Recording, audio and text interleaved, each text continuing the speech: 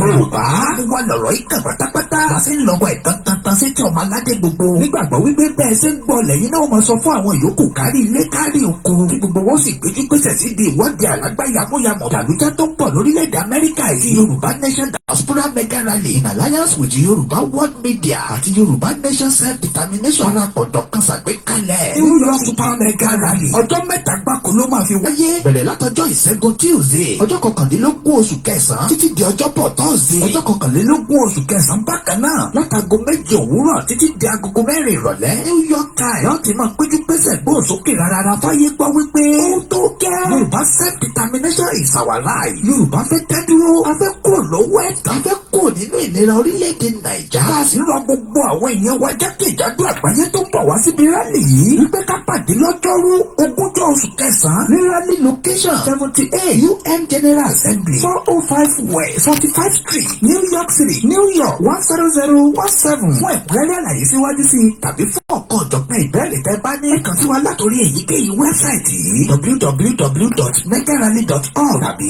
www.yorubaworldmedia.com. Ó sì lè jẹ́ www.ysdm.org. Bákan náà ni ẹ lè pè tàbí kẹ́ fi àtẹ̀jíṣẹ́ sọwọ́ sí Prophet Ayọ̀délé Ológunlolúwa lórí +1 803 846 1116. Mrs. Jùmọ̀kẹ́ Ògúnlẹ́yẹ lórí +1 347 703 7819. Dr. Sabi lórí +447 440 715 542. Mr. Gani Alágbàlá lórí +1 713 875 3339. Koikimedia lórí +447 594 050 979. Ìyálóde YSDM lórí +447 442 177 677. Mr. Abiodun Ojo lórí +1 347 301 8360. Ẹ má gbàgbé wípé afẹ́kí gbogbo ènìyàn tó pọ̀ lágbàáyé ti wà ní sẹpẹ́sẹpẹ́ ní venue lọ́jọ́ Wednesday ogúnjọ́ oṣù kẹsàn-án. Lọ́jọ́ tó jẹ́ dídé gan láti sọ fún gbogbo ayé wípé ó tó gẹ́.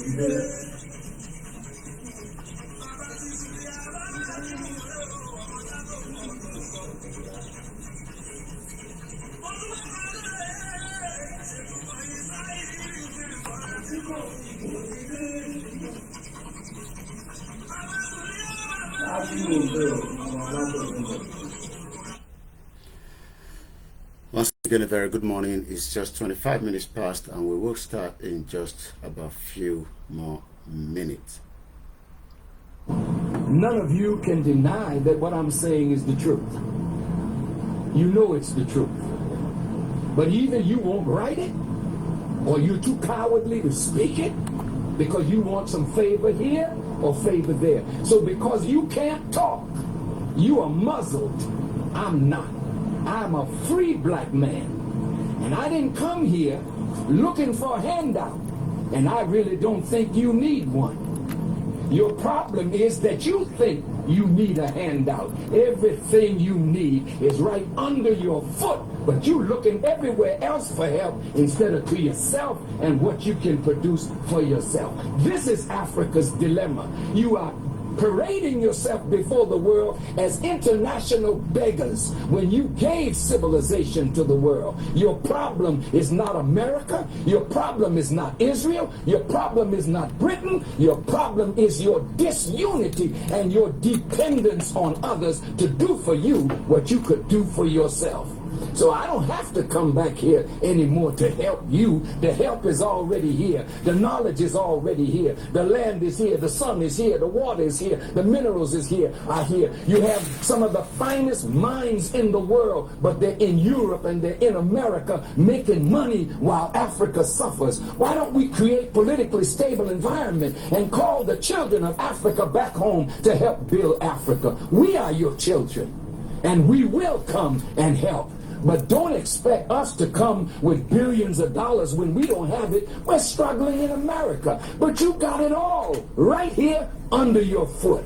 And you should be ashamed not to look to yourself, begging white folk to give you what you could give yourself. What I said today, which one of these countries is going to give you $20 million? America's not going to give you $20 million. You got it right here. But your disunity won't allow you to pool it. It's your fault. And you got to accept that responsibility. That is why my message is atonement, reconciliation, and responsibility. We got to stop blaming everything on somebody else and see what is our responsibility. We got to stop blaming as many of our leaders. The G20 is just coming up in the next couple of days. My name is Alami Koiki, and I welcome you once again to the live transmission. It's just coming up to 8:30 a.m. G20 Summit. Nigeria economy, Yoruba nation as an independent nation. Akeredolu is back in town. I welcome you once again.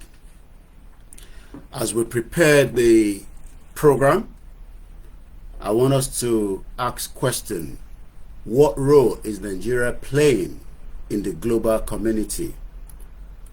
What role will Nigeria play? Should Nigeria remain as a country of its own? What plan does Nigeria have to have impact around the globe? What do you understand by G20? Kini meaning G20. A very good morning and welcome to many of you that have joined the broadcast. My name is Alami Koiki. Koikimedia, bringing the world closer to your doorsteps. I'd like to appreciate all our listeners and viewers from around the world. Mostly those of you that have stick to the platform for the last 3 years. And those of you that have been with us prior before the activities of the Yoruba nation. We've not been doing very bad, like I always say, and we have to be very grateful. Mo dúpẹ́ lọ́wọ́ gbogbo àwọn tí wọ́n gbọ́ wa ní gbogbo àgbáyé àtàwọn tí wọ́n ṣe ń farabalẹ̀ láti ní understanding what we are saying, so that they are not too convinced or confused rather that we are against the government. Activists are not against the government. Activists are asking for a better opportunity and a better life for the people. And that is what we do for living. Some do it part-time, some do it full-time, while some do it in and out. My job is a media and a freelance one. That means I have some time. If I was employed by a mainstream media in the UK, I would also have a limited of what I can say and what I cannot say because of the organization that I'm working for. But for the fact that I am not under anybody, and as long as I don't go beyond the ethics of the media, lay down rules, both in UK and international wise, that literally means that self-determination is not a crime. And as long as I'm not talking about terrorism, encouraging many of you to be part of a crime that could destabilize the international world, I will not be a person of interest. But this morning, I would like to enlighten you again and educate you on reasons why the Yorubas would like to have their own independent country and work with global world, as the world is a very important part that the two gentlemen are pushing so that we can have our own independent country. But let me appreciate my team. They are not full-time. Some of them have been with me for more than 5-6 years, while some have just joined me. I want to warn Nisuru Tilo, because they have their own plans as well. Life is all about give and take. They are being the brain, working hard to keep the Koikimedia brand around the globe. And we are not doing bad, even though our revenue is not as much as what we want. Because even the mainstream media are getting revenue. Al Jazeera get revenue. Channels Television get revenue. TVC, BBC. I pay TV license to keep BBC going in this country. And if I refuse to pay my BBC TV license, I might have to be called. So when people do not understand what media is all about, media is all about funding. That is why the narrative, the Bonita, from different media will be different. Because the narrative are played in a way that favors certain part of the world. But what we are fighting for is not what BBC want. BBC do not want Nigeria to break up. CNN does not want Nigeria to break up. Sky News does not want Nigeria to break up. And as many of the G20 countries do not want the dissolution of Nigeria. But we are not asking for the breakup of Nigeria. What we are asking for is our right under the international and the global community. But many people do not understand the reason beyond, the reason why we are saying an independent nation will give you as much of the benefit as a country. The country Nigeria will not be able to provide and give you everything you need. You might have to go and look for it yourself. You might have to go out there and survive in the wilderness. Some of you will try, you will not succeed, because you do not have a country that wants you to succeed in the first place. But let me appreciate last month, Koikimedia, even though we have not made revenue from the YouTube in 5 months, our revenue was stopped because the federal government of Nigeria do not like what I'm doing. So 2 of my videos were reported. And that literally brought down the monetization on our YouTube channel. Some of you say we do this for money. Yes, media works because you need money. If channels doesn't have the fund, they will not be able to run their organization. If AIT does not have the money, they will not be able to run that organization. The same thing goes to every media around the world. They cannot operate. So if that is what you think, that because of the money aspect is why we are doing the Yoruba Nation, you might as well ask Channels Television why they are operating in the first place. But one thing is, the platform continues to grow. Even though the algorithm is not spreading the message. We have 500,000 followers on Facebook. But you might be wondering why Facebook is not pushing my message. Imagine if every day 500,000 people listen to Koikimedia. That would be a disaster for the global world. Because I will tell you things that you need to know that is keeping Africa and mostly Nigeria where it is today. But if I was doing a different content away from my activism, the agromy will travel. If you do not know the meaning of agromy, it is what actually has been put as an automated that allows Buguntanshe.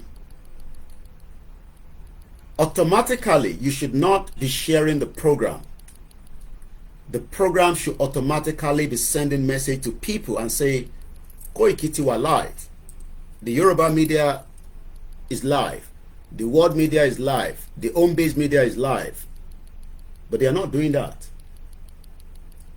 because they are concerned about the kind of message I'm passing. You don't know because you are not in that industry. I know because I am in that industry. And I know because I am not the only one affected. I want to call our affected. It is only because some of you think that the Yorubas are the only one campaigning. Those that are Scottish people are affected with the same thing I'm talking about. I follow them. There are individuals in Wales that are pushing the message of an independent Wales, but they are also affected. It's not just about that alone. There are so many other reasons why people are affected, especially if you're fighting for humanity. The G20 is about to kickstart. But there are countries within the G20 that you think that they are fighting for humanity, but in reality, they are not. But our challenge when we also have our own independent nation, so that we can go there and say, this is what we want, this is what we don't want. And that is why today, it is proving difficult to have a society around the world that will provide, in one part, people are doing very well. I had the privilege to listen to the United Nations briefing yesterday, like I do every day. And they were talking about the United Nations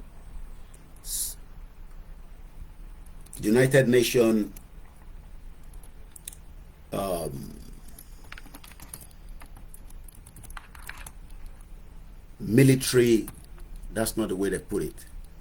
United Nations, àwọn soldiers that goes around the world under the United Nations. I'll find the right word for it. And while I was listening to it yesterday, then from there I went to listen to the Security Summit. Albania ló ń hold the President United Nations for this month. A lot of you don't know what is happening around the world. And you consume NG. But when you come here, you learn. And that is why our YouTube channel continues to grow, even though we've not made revenue in 5 months. So you might be wondering, how do we survive? Hey, imagine see Channels Television about make revenue for 5 months. What do you think is going to happen to that platform? Imagine if all those living in UK, England, got some TV license from BBC. Even the BBC operating in Nigeria, you will not be able to watch it. And that works makes àwọn tó ń béèrè fún ẹ̀tọ́ ọmọ ènìyàn. That's why we are a target. Because wọ́n fẹ́ ká fún yín ní information to my elevate mind yín pé, okay, if you don't want an independent country, you should ask for a better country. Akeredolu has returned back to Nigeria. Only God knows how much they spent on him. Whatever they spend on him should be spent on you as a citizen of Nigeria or anything in Belondo State. Is that not a shame? That 3 months in Germany as a private medical treatment. Today, Akeredolu is not a citizen of Germany, as far as I know. So that means gbogbo Germany is your taxpayers' money. Even to buy a ti ṣe business retailer to ti save owó, But for the fact that he's the sitting governor of a state, he could not get the treatment. He couldn't get that treatment at the medical center in Ondo State. They couldn't even treat him in Lagos State. But what's up for gẹ́gẹ́ bí a ṣe gbọ́ nínú ìtàn pé at some point UCH ní Ìbàdàn àwọn ọba ilẹ̀ Saudi wọ́n wá ń gba treatment níbẹ̀. Gbogbo tá à ń sọ is still under 63 years of Nigeria during the regional government. And you wonder what went wrong from that stage that it actually dropped down. If the royal family of Bale Saudi Banwasi regional government regional long tí wọ́n wá ń gba treatment,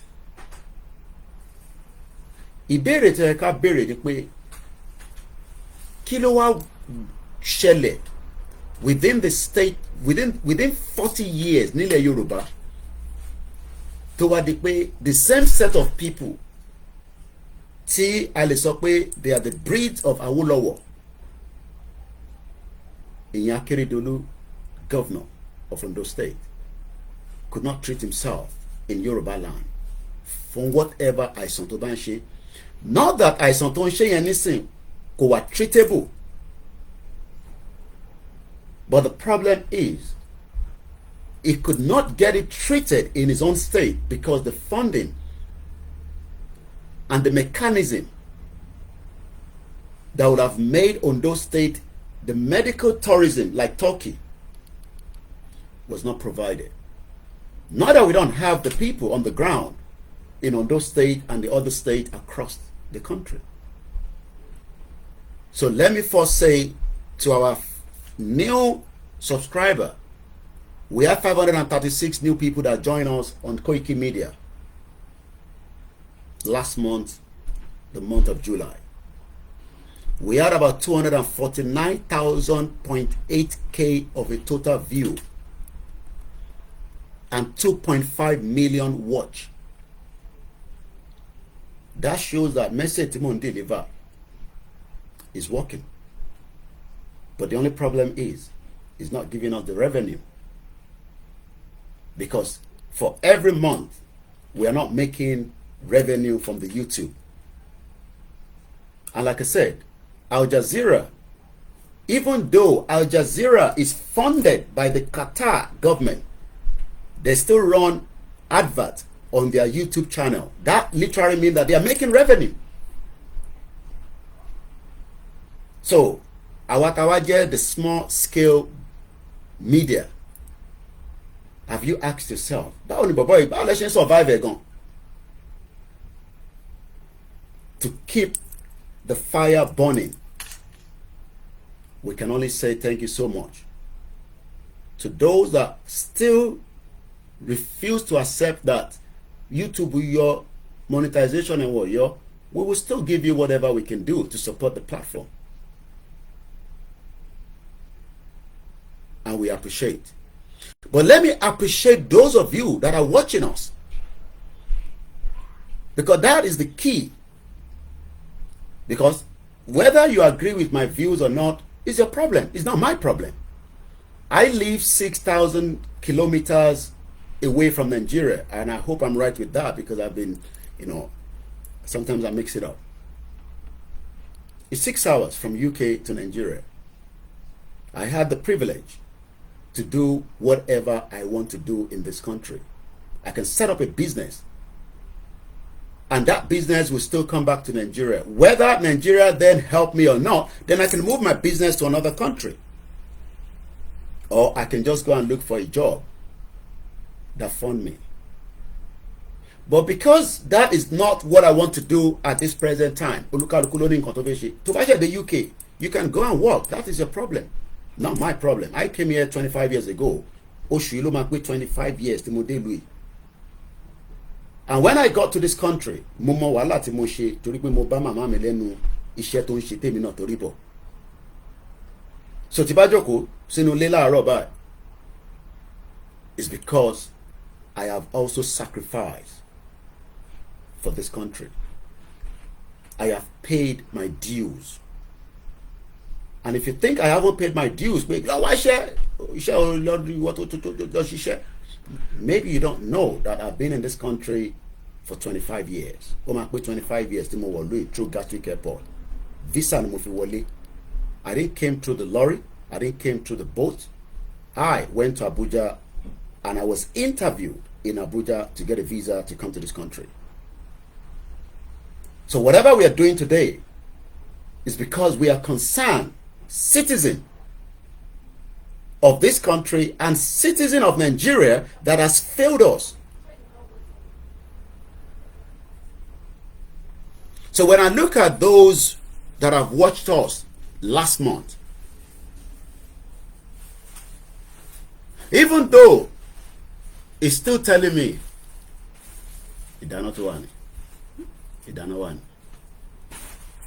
even though it says 264 less than usual, that means because these platforms refuse to allow the message to travel.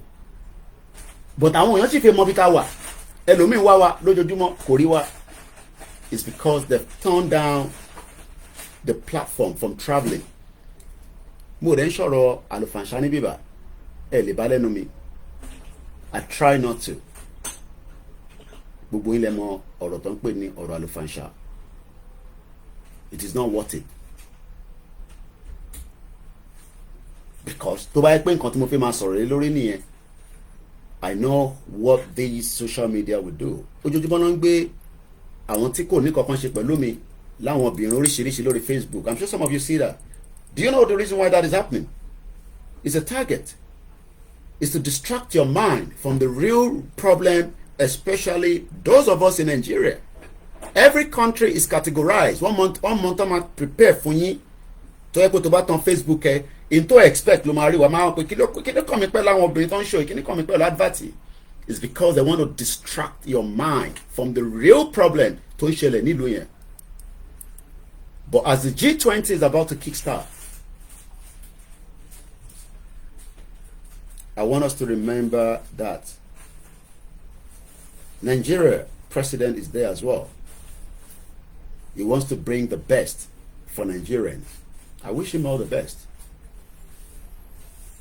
But Nigeria is dead, gone. Bola Tinubu just want to fix something that is unfixable. We pray for him to survive his tenure. Is his right. Mo fi jẹ president. Ẹ̀tọ́ ẹ̀ ni.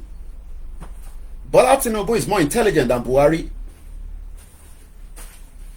Bola Tinubu is more intelligent than Buhari. So ta ló wá sọ pé kò tó bẹ́ẹ̀ láti jẹ president. But we are not talking about the present now. We are talking about the future is what we are more concerned about. Ìtọ́ bá yẹ pé present yìí là ń sọ̀rọ̀ ẹni. Àwa náà máa lọ campaign, I endorse Bola Tinubu pé ọmọ ṣiṣẹ́ lọ jàre. But we know, kódà àwọn orúkọ márùn kan ti wà lọ́wọ́ mi nísìn tó ti ń prepare for not for the next election after Bola Tinubu bá ṣe tán. 5 names is now in circulation. Fáwọn tí wọ́n believe pé tí Bola Tinubu bá ti ṣe tán, àwọn orúkọ yìí nílẹ̀ Haúsá àwọn ló máa jẹ́.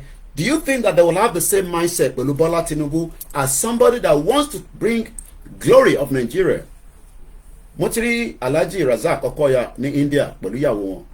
I saw that this morning. That shows that we have those industrialists tí Bola Tinubu náà fẹ́ jẹ́ kó dìde bí ọmọ Yorùbá. Kò sẹ́ni tó mọ eleganza. I'm sure they've lost out a lot during Buhari. So Bola Tinubu náà láti bring àwọn tiwa up pé ó dá tẹ́ ẹ̀ bá tẹ́ ẹ̀ tí lówó tó Dangote ẹ jẹ́ ká push yín díẹ̀. But kí lẹ rò kó máa ṣẹlẹ̀ tí Bola Tinubu náà bá lọ tán? that means pé àwọn tí Bọ́lá Tinubu náà build yẹn up yẹn well wọ́n máa run Nigeria but wọ́n ní rí dọ́là gbà bí Dangote ṣe rí dọ́là gbà nígbà Buhari kò tí sẹ́ni tó gbádùn tó Nigeria tó Dangote àti BUA. They literally allow them to use the Central Bank of Nigeria láti lọ fi yáwó níta. While many businesses within the Yorubas and the Igbos were struggling, and I know this because we get a lot of intelligence, especially Jetanshi. Some intelligence might be wrong, some might be right. But lẹ́ẹ̀kan sí mo dúpẹ́ lọ́wọ́ èyí tẹ́ gbọ́ wa láti Nigeria, most importantly because ẹ̀yin gangan ni the push. You are the audience. Taban banter. Kò ní dá fún bàbá ẹ, kò ní dá fún ìyá ẹ. That is just banter. But the real message is that the life of the Yoruba people is in danger. Tó bá bú mi màá bú ẹ mo sọ fún ẹ. Tó bá bú mi màá bú bàbá ẹ màá bú ìyá ẹ. Tó bá fẹ́ kí n ṣe bí ọmọ aláta màá ṣe bí ọmọ aláta. Tó bá fẹ́ kí n ṣe bí ọmọ posh màá ṣe bí ọmọ posh. Torí mo mọ bí tó bí mi, mo mọ bí tí mo ti jáde. Ilé mi láti Surulere dé Onward Nursery and Primary School ó sì wà níbẹ̀, private school ni mo lọ. Mercedes lọ fi ń gbé mi lọ sí school, gbogbo distance yẹn kò tó 10 minutes.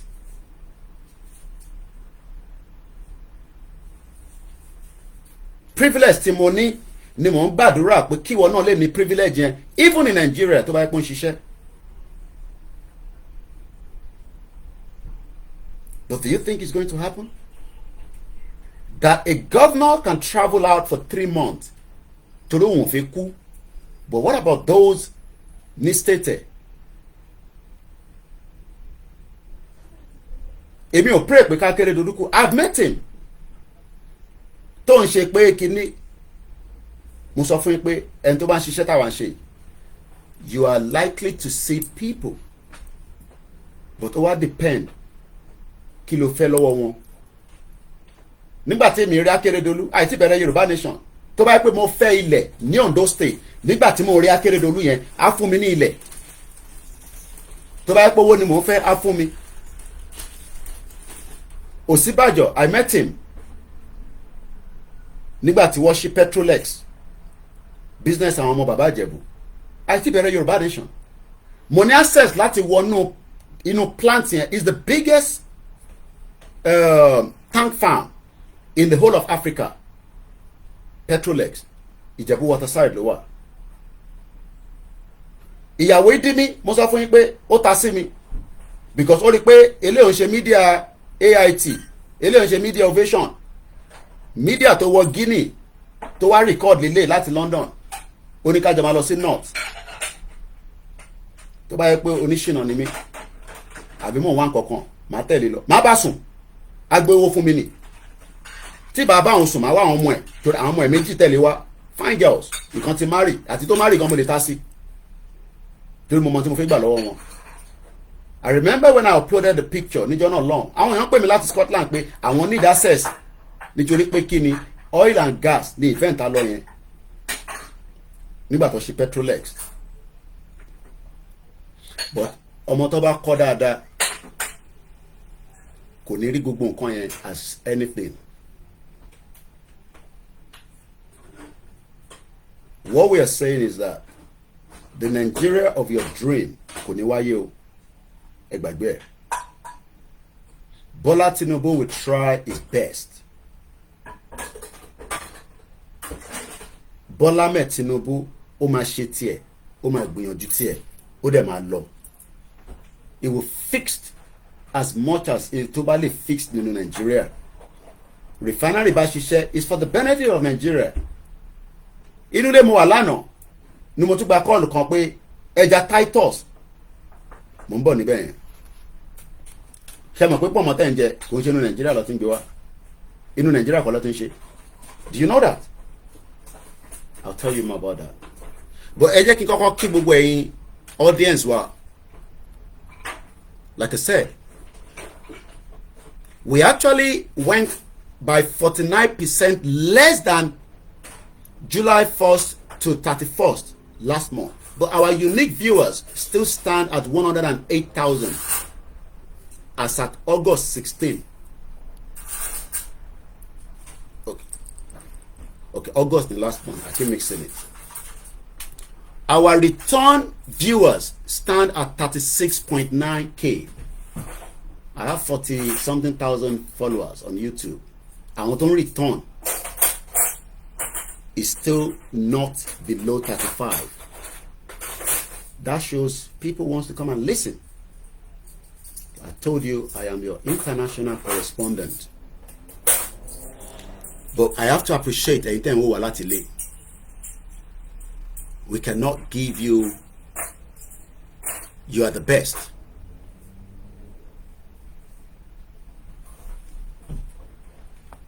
.9% of you are watching me from Nigeria.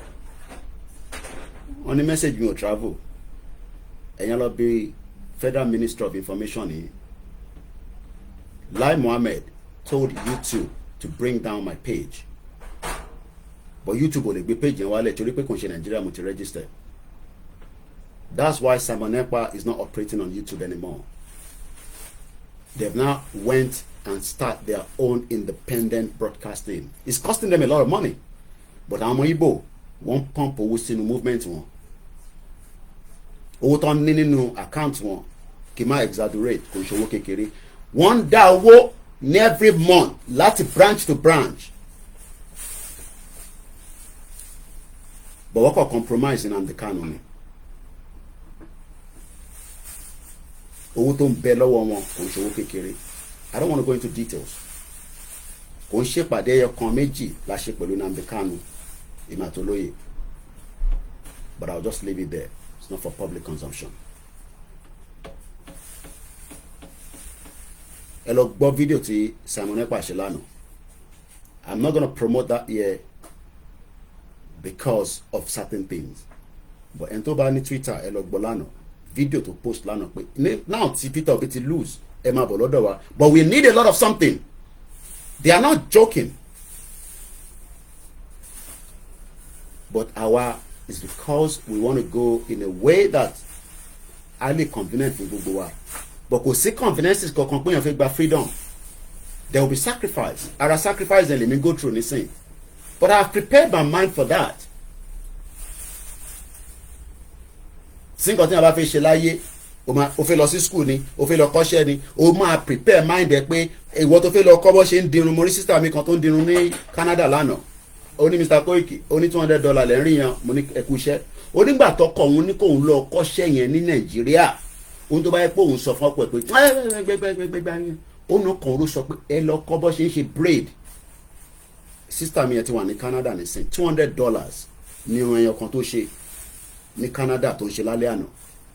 Ọkọ ti lọ síbi iṣẹ́, ìyàwó wà nílé pẹ̀lú àwọn ọmọ, inú ilé ló ti ń pawó.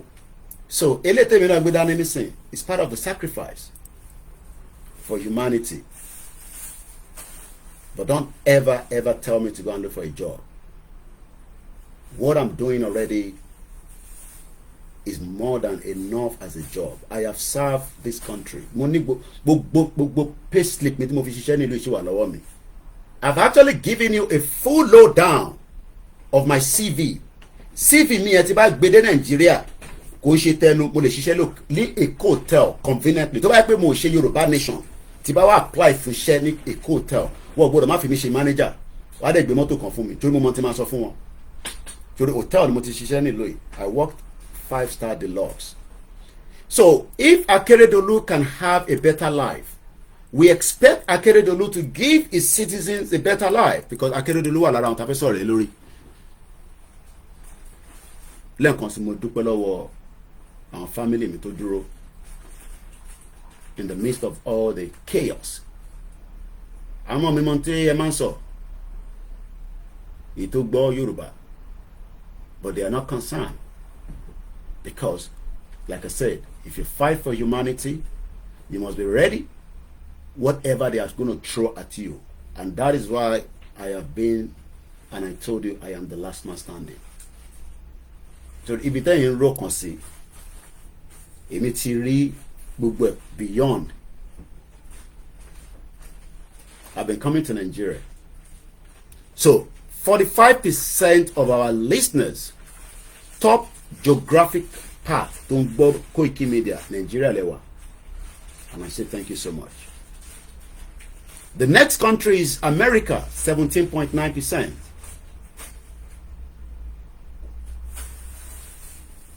United Kingdom.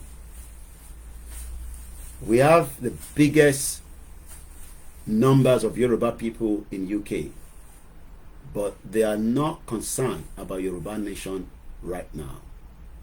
And I can understand. Ẹni tó dé tó wá struggle kí ni kan pẹ̀lú Yoruba nation. Ìbéèrè náà dé nígbà kan mo wá struggle ni, but unfortunately àgbọ̀ Yoruba nation nígbà yẹn, nígbà tẹ́mi dé ní 98 kò tí sírú this kind of technology. Calling card la ma fi ń pè. Now à ń fi WhatsApp pè and send voice note because technology ti revolve. Nígbà tẹ́mi dé ní 1998 BT ìgbà mi a máa ju coins síbẹ̀ a máa fi make call ọkọ lọ́ra àwọn calling card yẹn àwọn yẹn jẹ ṣége sí wa lára. So we appreciate those in UK as well at 14.9%. But let me say this. Lóòótọ́ we are very comfortable in UK, Europe, ibi tabawa. But ẹ ká rántí pé we have a home. Tó bá yẹ pé àwọn state governors wá fún wa ní the kind of what we need. Tó bá yẹ pé Akeredolu náà lè gba treatment ní Nàìjíríà. Ó yẹ kí èmi gan lè lọ sílé kí n lọ sọ pé ọmọ Ondo State General Hospital ni mo ti fẹ́ gba treatment nǹkan tó bá ń ṣe mí. Kò sẹ́ni tó lè sick, àgbàdúrà ká sick, àdẹ̀gbàdúrà kó rẹwà. But unfortunately, that is not happening. Mo ń bọ̀ lẹ́ǹkan sí.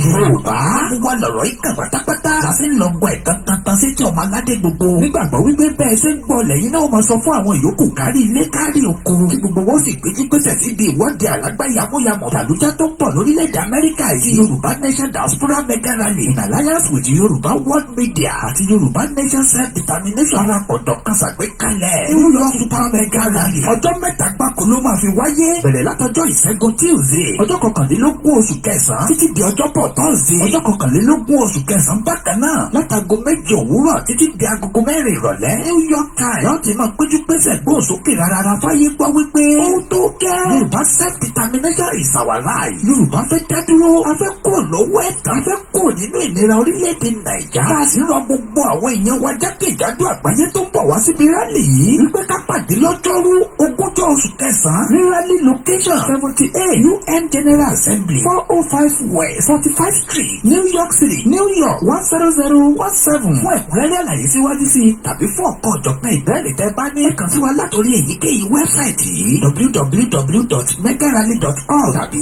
www.yorubaworldmedia.com ó sì lè jẹ́ www.ysdm.org bákan náà ni ẹ lè pè tàbí kẹ́ fi àtẹ̀jíṣẹ́ sọwọ́ sí Prophet Ayọ̀délé Ológunlolúwa lórí +1 803 846 1116 Mrs. Jùmọ̀kẹ́ Ògúnlẹ́yẹ lórí +1 347 703 7819 Dr. Sabi lórí +447 440 715 542 Mr. Gani Alágbàlá lórí +1 713 875 3339 Koikimedia lórí +447 594 050 979 Ìyálóde YSDM lórí +447 442 177 677 Mr. Biado Ojo lórí +1 347 301 8360. Ẹ má gbàgbé wípé a fẹ́ kí gbogbo ènìyàn tó pọ̀ lágbàáyé ti wà ní sẹpẹ́sẹpẹ́ ní venue lọ́jọ́ Wednesday 20 oṣù kẹsàn-án lọ́jọ́ tó jẹ́ dídé gan láti sọ fún gbogbo ayé wípé ó tó gẹ́.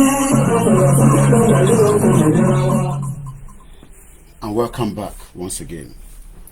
Wọ́n ní pé ènìyàn ṣe jẹ́ ọlọ́run ọba wọ́n ní kò lè tọ́ sí ìbò àmọ́ wẹ́rẹ́wẹ́rẹ́ bàbá bá mi sí wọ́n ní kí o sì àwọn ìpè kò lè tọ́ sí ìbò ọ̀rọ̀ sí wẹ́rẹ́wẹ́rẹ́ bàbá bá mi sí wọ́n ní kò sáré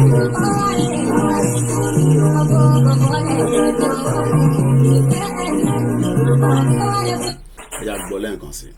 ó yá wọ́n ní kí ni. wọ́n ní pé ènìyàn ṣe bí ọlọ́run ọba wọ́n ní kò lè pọ́sibú àmọ́ wẹ́rẹ́wẹ́rẹ́ bàbá bá mi ó ti bá wa ṣe. wọ́n ní bí ó ti àwọn wípé kò lè pọ́sibú ọ̀rọ̀ sùn wẹ́rẹ́wẹ́rẹ́ bàbá bá mi ṣe. wọ́n ní kò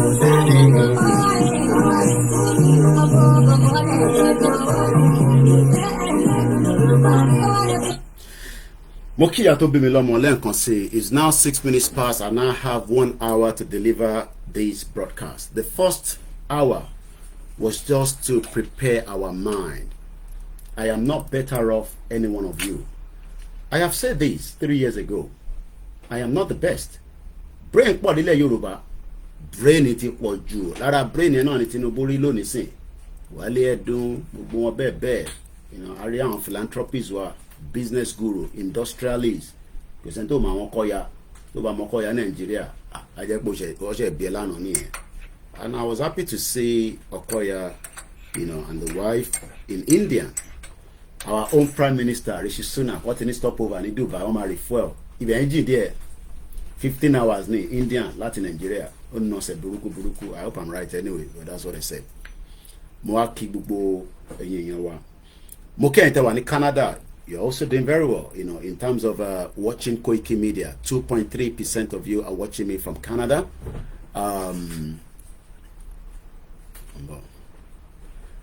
Latin Germany, we have about 1.7% of you watching me from Germany. We say thank you so much. Last month, United Arab Emirates, I appreciate Buboyi. Also, we have a number of you watching me from the United Arab Emirates. That's about 1%. Italy, we also have numbers of you watching me from Italy. Ghana, thank you so much. France, Ireland, Koikimedia ni mo sọ yìí. Ireland, South Africa, Côte d'Ivoire, àwọn bàbá wa kan wà ní Côte d'Ivoire. Yorùbá wà dé bẹ́ẹ̀ dáadáa, so Ọlọ́run bá Elédùmarè á bá wa pẹ̀lú gbogbo ẹ̀yin tẹ́ ń gbọ́ wa láti Côte d'Ivoire. Also we have ṣé mo dárúkọ Ireland lẹ́ǹkan. There's something I want to talk about from Northern Ireland. Bọ̀ mo ń padà bọ̀ níbẹ̀. Àwọn tó bá ń ṣe export.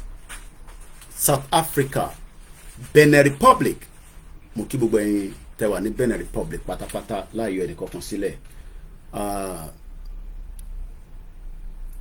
think I've gone too far.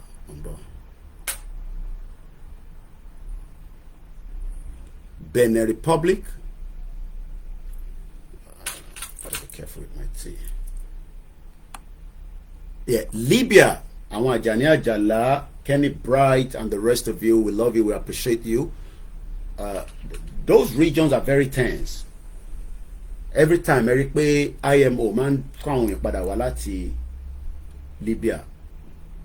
I don't want to agree with that, but one now mo kí gbogbo ẹ̀yin tẹ́ ń wọlé má bínú, I couldn't mention names because we're very pressed with time, but my try láti appreciate you before the end of the program. Mo kí ẹ̀yin tẹ́ wà lórí MixLR. MixLR is just the audio version. I won't ring contents, but they can listen to me through that audio. It's very cheap, a little bit. It cost me a lot of money to have all this operation going on. At least I pay $20 every month. Mongboti akalamago ń sọ lánàá pé ẹ mọ̀ pé gbogbo àwọn software tá à ń lò yìí náà àsanwó díẹ̀díẹ̀, no one lè ṣe full package StreamYard, only láti drop. And our ṣe media buy, we must not be able to drop any of our platform. So if about to drop platform one, our message does not get out, especially it's been restricted. Mo kẹ́hìn tẹ́ wà ní Spain. Mo wá ń bẹ̀ yín tẹ́ wà nílé. I know there's desperation on the ground. I might have to come out and do a special program on that. I don't do traveling, but mo bẹ̀ yín tẹ́ bá ń travel, tó bá náà fi ṣe traveling fún yín, and make further inquiries so that you don't end up in a place that you are not expected to be. Èmi ò ní kí wọn kàn máa travel. It's our right to travel. Exposure ní kí wọn travel gan sef. It gives you the best exposure in the world. But my color don't perceive ìlú tó mọ̀ pẹ́. It could be a danger. I don't know how true it is, but there was a video I picked up yesterday, and that video seems funny, but it's not. immigration ló le jù ní gbogbo àgbáyé. Visa tó bá gbà láti Nàìjíríà kò fún ẹ ní any right pé kó ṣiṣẹ́ àfi tó bá jẹ́ pé wọ́n sọ pé work visa. Tó o bá ti gba visa tó ń pè ní work permit or working visa láti Nàìjíríà, tó bá fún ẹ ní any visa, sọ pé Koiki ló sọ bẹ́ẹ̀, o lè fi ṣiṣẹ́ anywhere in the world. Don't let travel agent deceive you. Everybody is a hustler. Mo bẹ́ẹ̀ ni. Any country tó bá náà ń lọ, tí visa tó bá sọ pé visa tó fi ṣe fún ẹ kò ń ṣe work visa, visiting visa, o lè fi ṣiṣẹ́ nílùú yẹn. O ṣe máa lọ ṣe tó ń pè ní immigration, and that process is not easy. Ní UK tèmi gbé, àwọn kan lucky. Wọ́n dé within 1 year, pam, wọ́n ti gba the first paper wọn. Ẹlòmíì ò lucky bí tèmi báyìí. 15 years ni mo fi bá UK fa wàhálà. Wàhálà gidi ni. At some point I was going to be deported. But we were able to overturn it. Wọ́n gbé mi dé Heathrow airport. Ẹni tẹ́ bá ní immigration case ní UK, mo bẹ̀ yín, ẹ súnmọ́ MP yín, ẹ súnmọ́ member of parliament. I've told you my 25 years in this country, I could be a consultant. I don't do visa to UK, but I can advise. Fẹ́yìn tẹ́ bá wà nílé, tó bá ní immigration problem nílùú yìí, kódà máa kí lọ́ọ̀yẹ̀ kó deceive ẹ̀, sọ pé mi ni mo sọ bẹ́ẹ̀. Tí lọ́ọ̀yà bá ń ṣiṣẹ́, lọ sí surgery MP ẹ, kó lọ sọ fún wọn pé o ní immigration problem. Immigration problem yẹn ò kí ń sí lẹ́nu èèyàn máa ń lanu ni. Wàá wá lọ bá MP, tó bá máa padà wàá wá dúpẹ́ lọ́wọ́ mi. I won't say more than that. Lọ report case ẹ, kódà tí case yẹn kó bad, lọ sí MP surgery ní borough tó bá ń gbé ní gbogbo UK títí dé Scotland àti Wales. Lọ sunkún sí MP ẹ lọ́rùn. My MP, I'm not going to mention his name, stop a whole airline. Ẹni tẹ́ fẹ́ gbé yẹn irọ́ ni, kò ń ṣòun ní ẹni báyìí báyìí. Wọ́n stop airline. Ìgbà yẹn Virgin lọ fi gbé mi lé lórí. Bí a ti bá tẹ̀tí padà gan sef, I don't know. But because there's still a mission for me to be in this country. Wọ́n gbé mi dé Heathrow airport.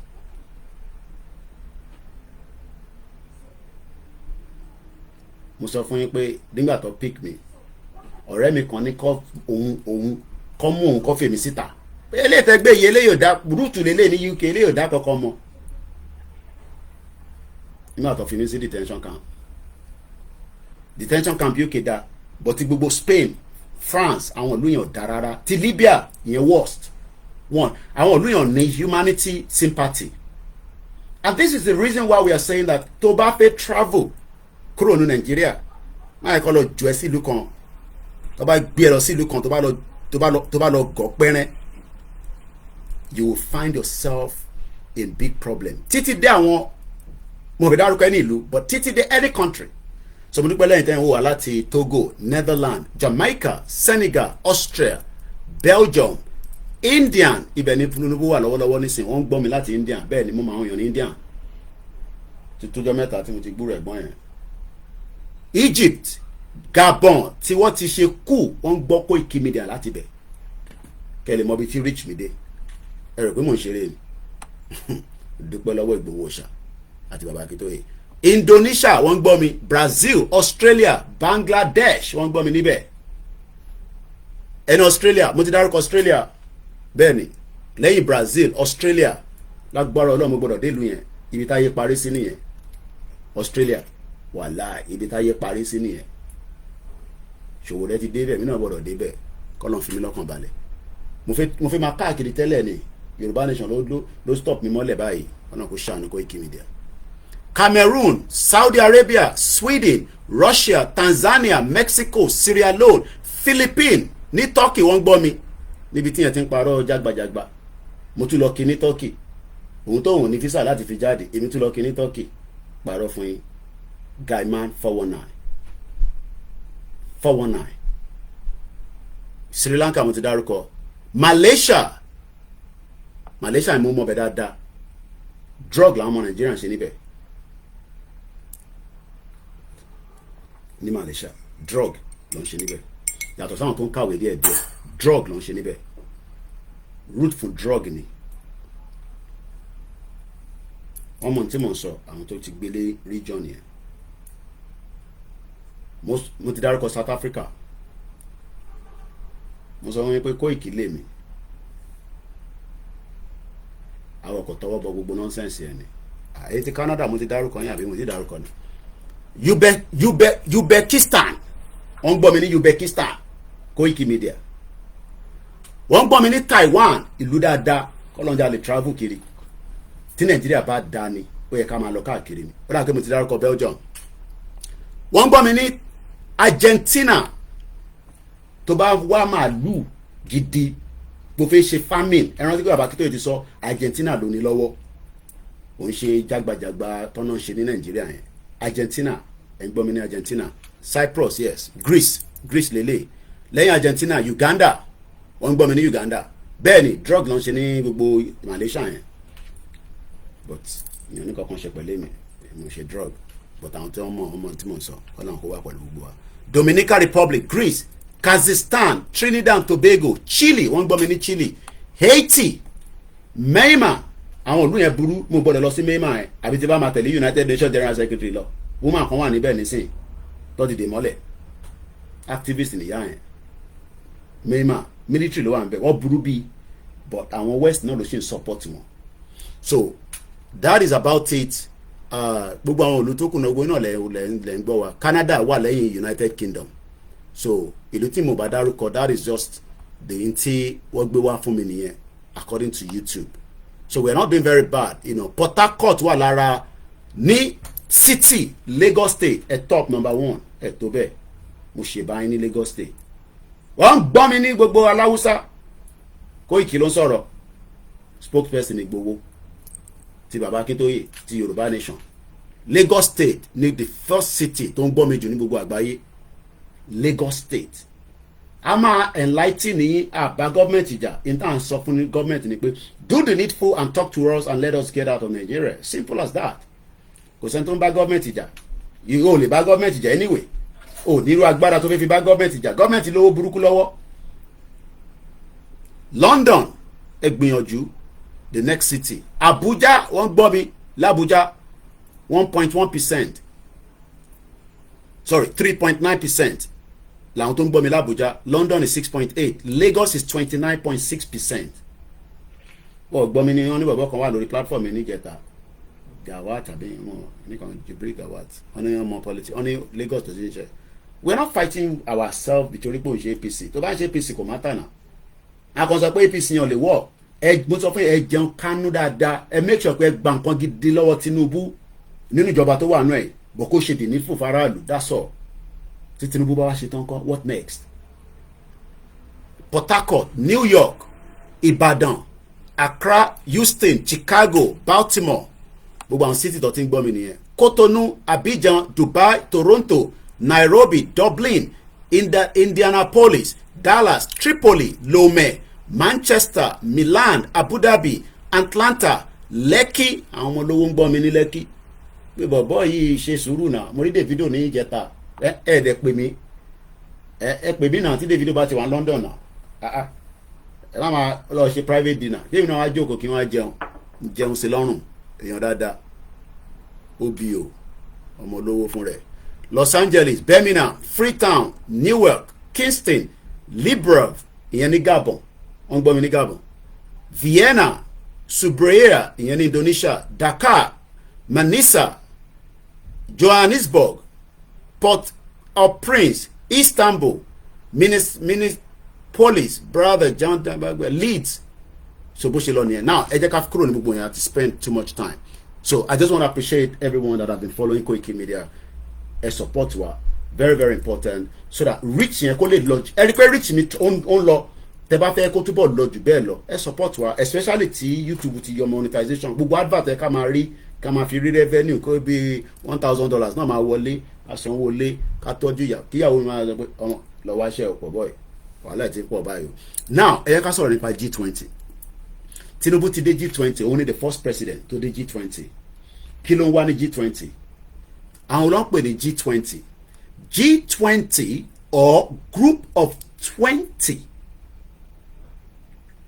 is an intergovernmental forum comprising 19 countries and the European Union. Bí ṣe ń gbọ́ nísìn, ó dà ń pọ́ fẹ́ add the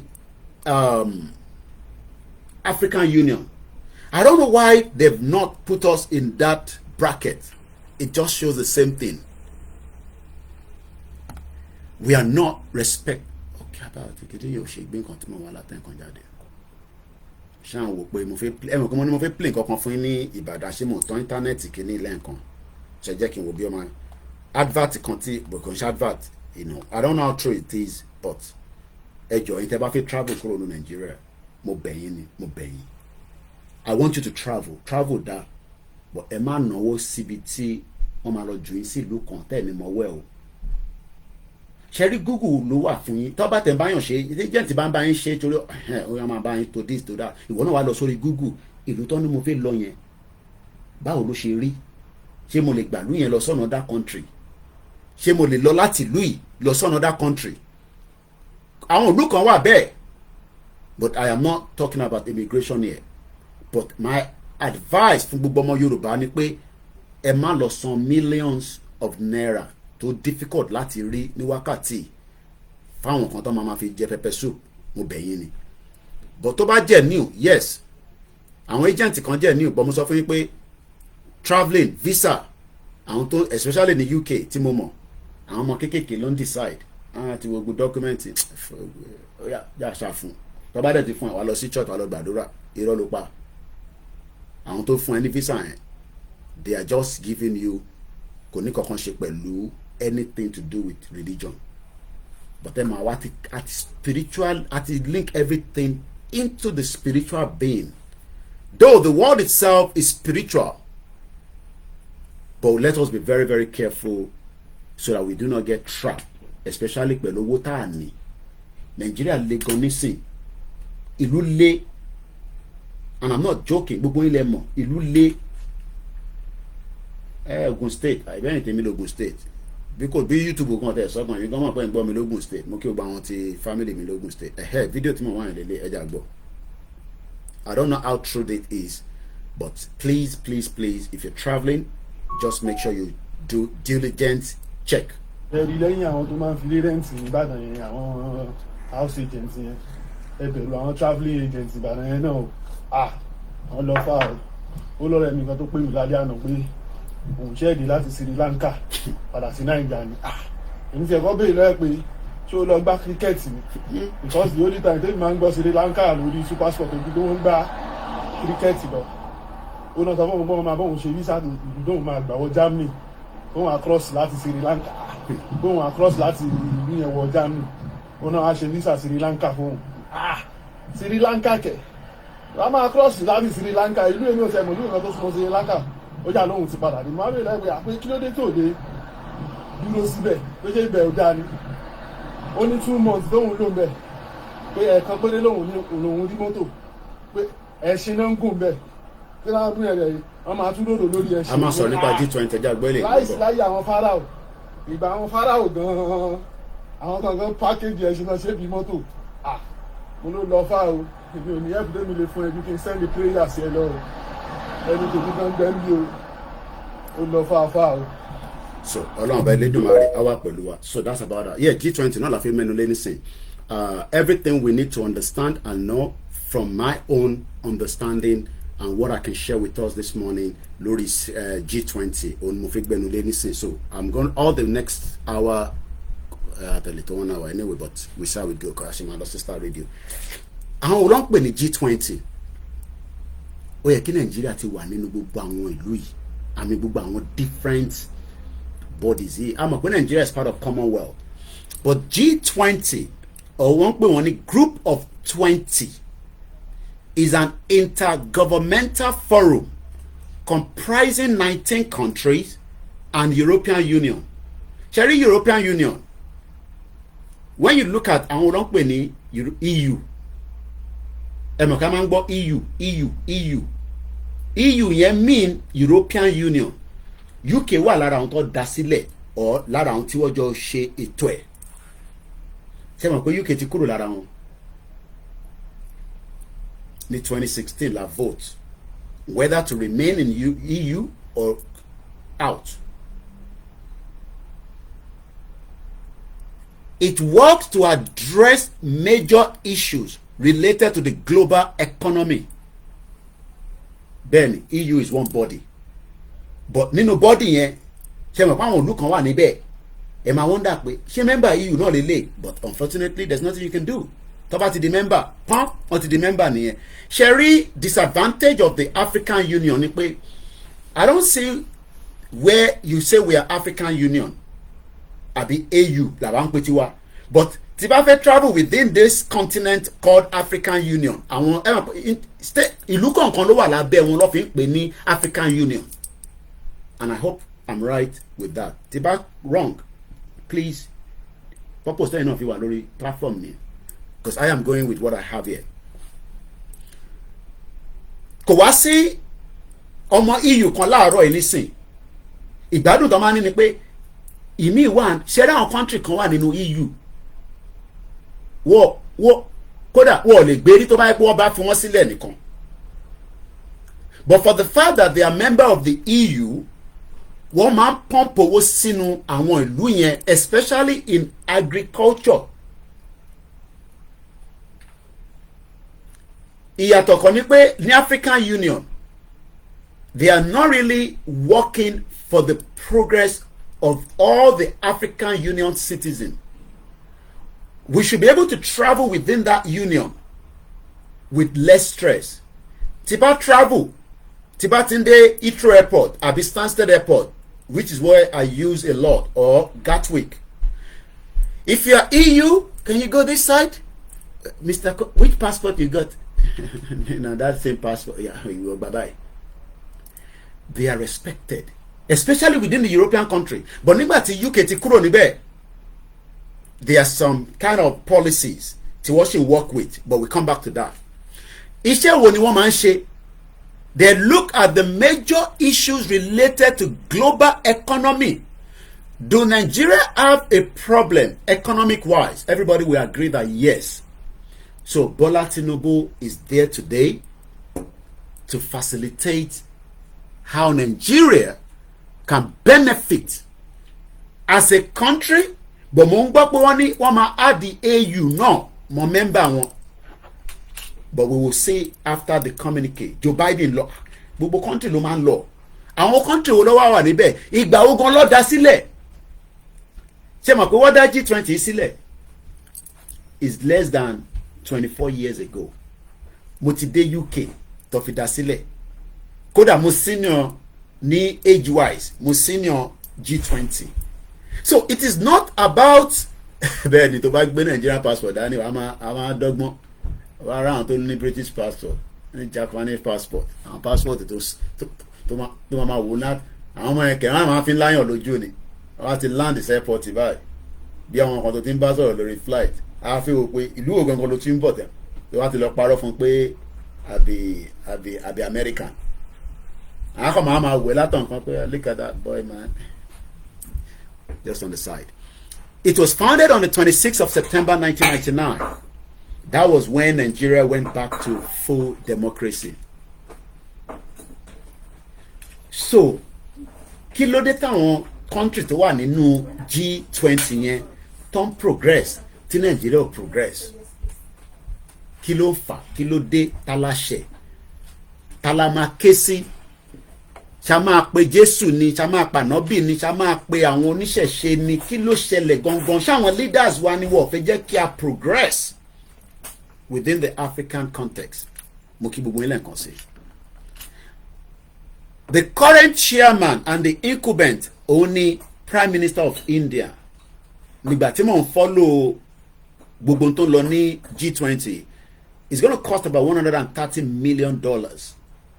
Láti fi operation net of fi ṣe. They're expecting 50 aircraft. No, Nigeria ti di member.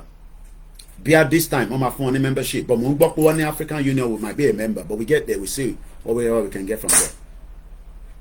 Prime Minister of India, Narendra Modi, àwọn náà ní poverty gan. Nigeria is not a member yet. It's not a member. Àfi tó bá ṣe gba membership yẹn ní ilé tó ń bá lọ yìí. Hopefully Tinubu can get that. Buhari wèrè ní Buhari sẹ́ẹ̀. Gbogbo tó ń travel kiri yẹn Ọ̀ṣínbàjò lẹ kó máa gbé káàkiri ìbọ̀ tó ló ṣì ní Buhari.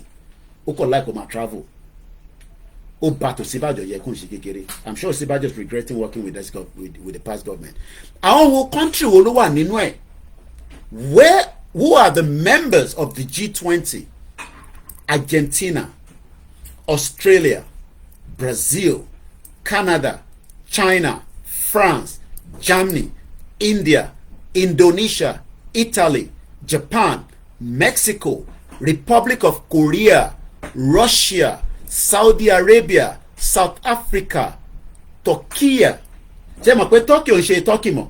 Turkey ló ń pè wọ́n nísìn. So changing the name of a country itself is possible. Tó bá yẹ pé I agree pé we want to remain in Nigeria, but àfi jẹ́ Nigeria mọ́, we can still change that. Ó kàn máa lọ through processing. And the United Kingdom, United States, and the European Union. Wọ́n ṣẹ̀fẹ̀ add the African Union mọ́. Apart from South Africa tí mo rí níbẹ̀, kò sí any other African countries níbẹ̀. Ṣé Nigeria serious ṣá? What actually went wrong? Kí ló dé táwọn leaders wa tí wọ́n make effort láti darapọ̀ mọ́ àwọn organization yìí? Yes, India is planning to change to Bharat. I've heard that already. Turkey ò jẹ́ Turkey màá wá lákòóṣe ń pe Turkey ní Turkey ló ń jẹ́ nísìn Turkiye. So ẹ̀yin tẹ́ máa ń sọ pé like Yoruba nation yẹn Oduduwa kingdom lẹ́ka jẹ́ gbogbo yẹn is a small thing. Kódà àwọn tó jẹ́ pé Nàìjíríà lè fẹ́ gan said if we decide we want to change the name of the country we can change it.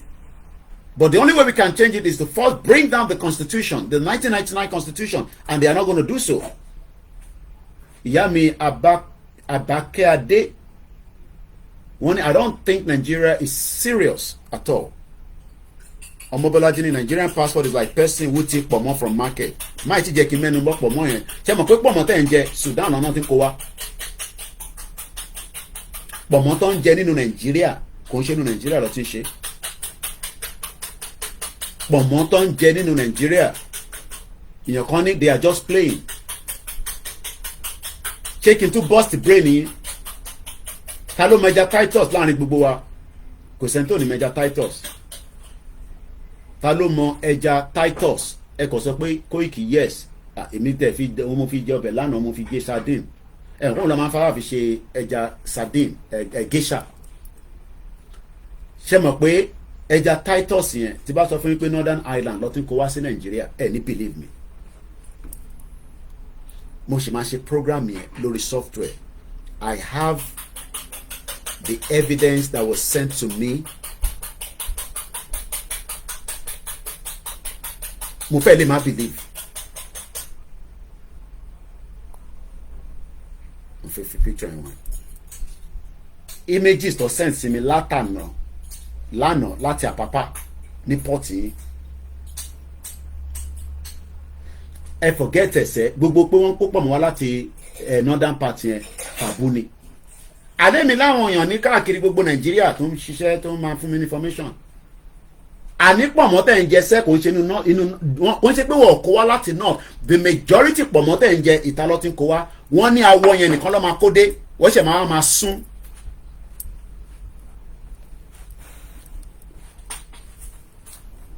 Ìyàn kan ní bàbá wa kan ní believe me Tinubu is going to do something with the Nigerian constitution kò lè ṣe kankan màá ṣàlàyé fún yín kò ní lè ṣe kankan sà nítorí pé ó nídìí ta ló sọ pé is a lie pé pọ̀ mọ́tà ń jẹ ṣé is a okay pé is a lie pé confam ni àbí is a lie ẹ mọ̀ òyìnbó lágbára gan èmi ò lè jókòó síbẹ̀ kí wọ́n máa parọ́ fún yín àwọn èèyàn wà tó ń ṣiṣẹ́ káàkiri ní gbogbo ní Nàìjíríà yín níbẹ̀ yẹn tí information dórí desk tiwa ní bíbá pọ̀mọ́ tẹ̀ ń jẹ àwọn tó ń gbà jáde ní Àpápá kò ń ṣe ní Nàìjíríà ni wọ́n ti ń kó jáde wọ́n import ẹ̀ wọlé ní pọ̀mọ́ and Sudan is one of the countries tó ti ń kó pọ̀mọ́ wá èèyàn kan confirm ẹ̀ lórí YouTube ní bíbá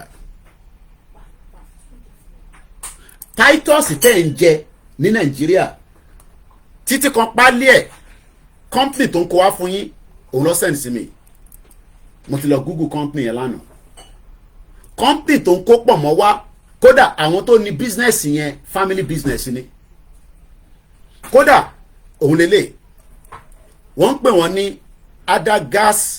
other glass sea product ẹja tó kó wọlé lélẹ̀ lára àwọn ẹja tó kó wọlé lélẹ̀ ẹ má bínú kìíní ẹ̀ kàn move around but a bá ti ṣe software program àfi wọ̀nyí ẹ kódà ó fi nígbà tí mo tún wá wo expiry ẹ̀ ẹja yẹn wọ́n package ẹ̀ eléyìí nísìnyí wọ́n ní producer other glass sea product limited frozen whole round mackerel scumber scrumbros 300 to 500 kg ìyẹn size catch area north east of Atlantic tí Ondo state lè provide gbogbo ẹja tí a need nílẹ̀ Yorùbá fún wa ta ló mọ̀ bẹ́ẹ̀ ṣe mọ̀ pé Ondo ní omi yẹn lọ́dọ̀ àwọn ọmọ olúkà lọ́hùn mò ń bọ̀ lórí constitution yẹn kò sí nǹkan tí Tinubu lè ṣe lórí constitution ó ní the senate láti change the constitution àwọn senate Hausa yàn rẹ̀ nígbà fún mò ń bọ̀ lórí yẹn but orí G20 láṣẹ wà wọ́n wá fi sí bíbá yẹn pé date of produce 2nd of February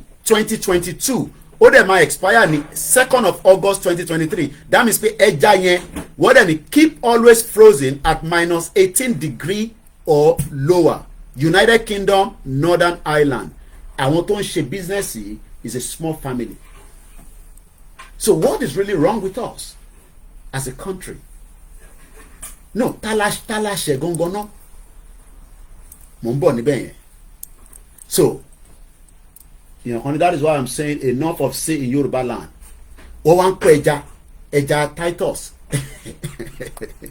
àwọn ará ilé mi wà láwọn ẹja Titus òun lélẹ̀ information yẹn nígbà tẹ́ni yẹn tó sọ fún mi mo ní lọ́lọ́ pa mo ní kó send evidence mi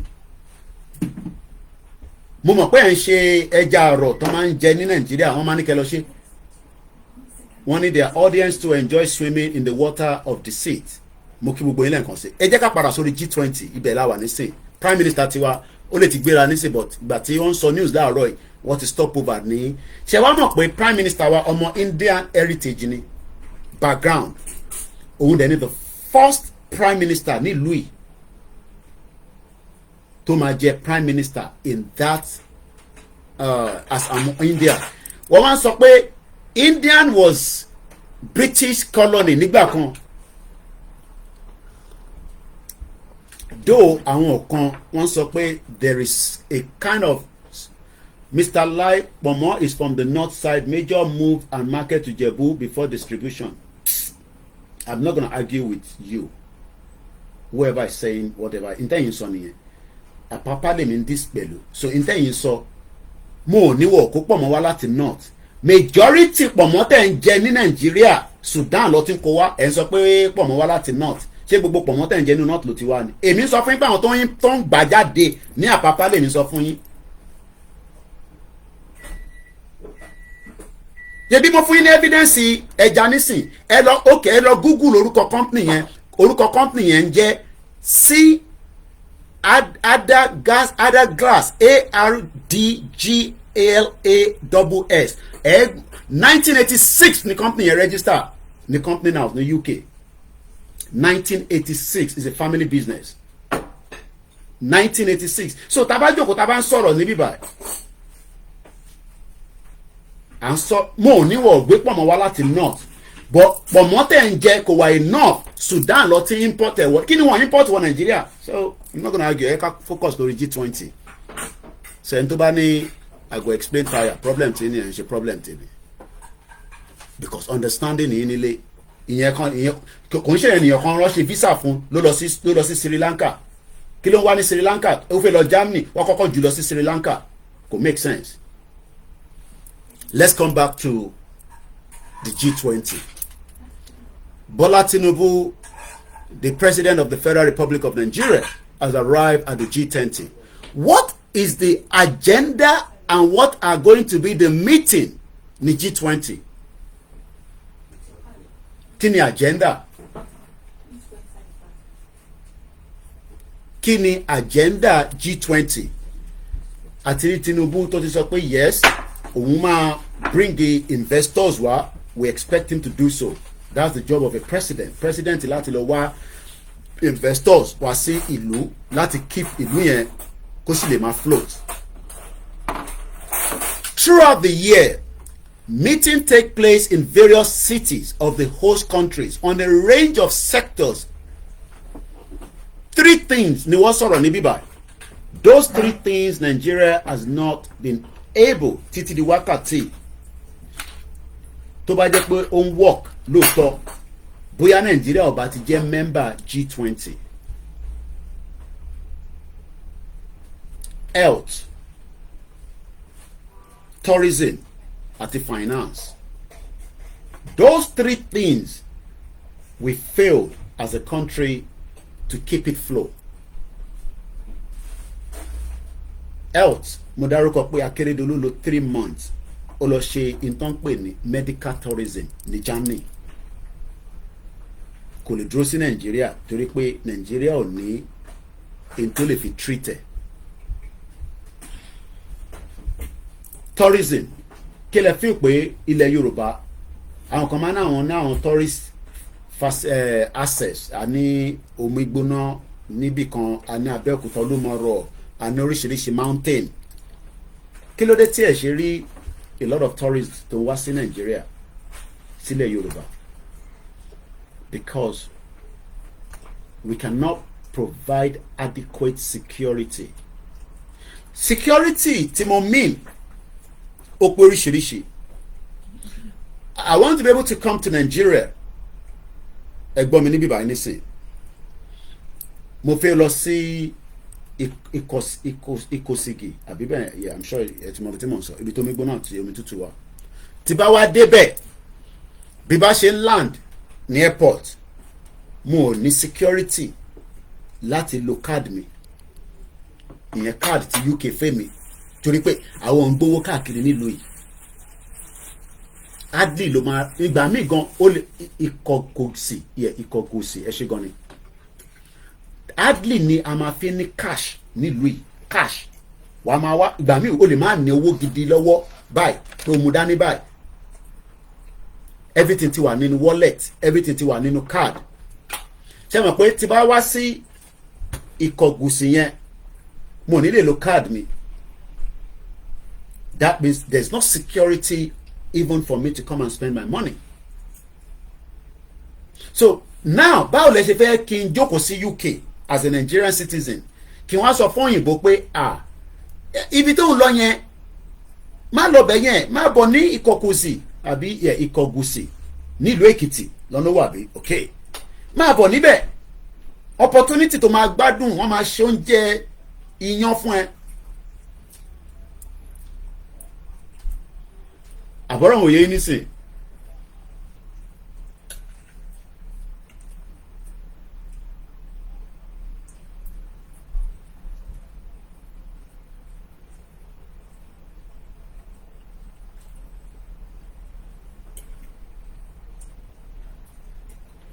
Pé àwọn tó rí wọn pé pọ̀ káàkiri àgbáyé. So sometimes we just have to keep them to where they are meant to be. Ẹ má bínú.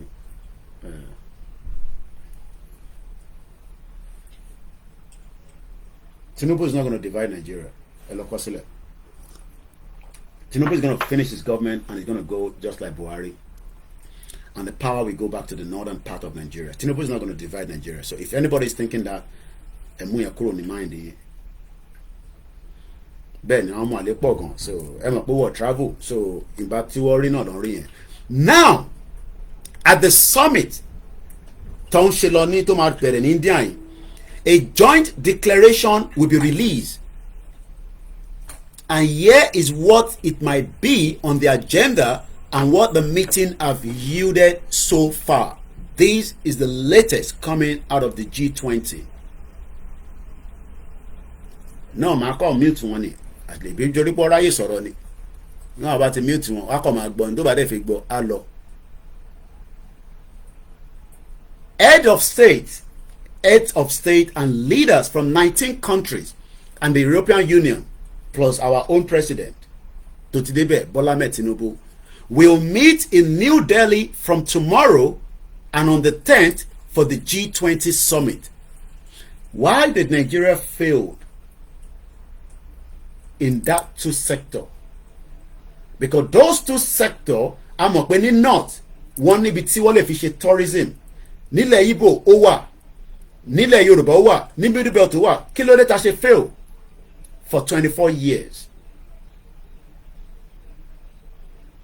Ẹ̀gbọ́n mi ni people living in Nigeria are facing economic hardship. Have sent their relations and friends.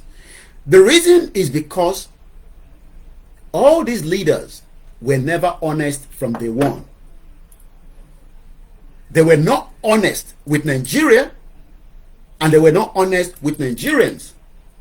Because for the fact that every state, Nile, Nigeria, has a unique place that we can sell to the international communities. And we want international communities. We're talking about people from other countries. And that will provide jobs and opportunity for the people on the ground. A country of that example is Turkey. Thank you, Turkey. Ẹ jẹ́ ká lọ wo tourism Turkey láàárọ̀ yìí. What is the value of the tourists in Turkey? And this says tourism revenue in Turkey average about 403.98 million from 1990 until 2023, reaching an all high of 17835 million in the third quarter of 2022. The government of Nigeria, látọ̀dọ̀ Ọbásanjọ́, Yar'Adua, Jonathan, Buhari, àìtí mọbi tí Tinubu fẹ́ lọ lórí ọ̀rọ̀ tourism, because if we are going to be part of a organization like the G20, Nigeria has to scale up. Thanks so much for those that are sending the gift on the TikTok. Now, let's look at the trading economics, the data. Tradingeconomics.com ni source Timothy Cheki in Timon Woy, and I can share the link. Fẹ́yìntì ẹ bá fẹ́ lọ ṣe follow up. Torí ní sọ̀rọ̀ ká má fún yín ní evidence. Mo kí gbogbo èèyàn wa tẹ́ wà lórí ètò. We are not fighting government. We are telling the government to do the needful for you as a citizen, which is their right. But the most important is, Nigeria is a failed country. And the best option is Kali Lord develop our Yamiade beauty. So all African leaders are not working for the masses, but for their own personal interest. I totally agree with her.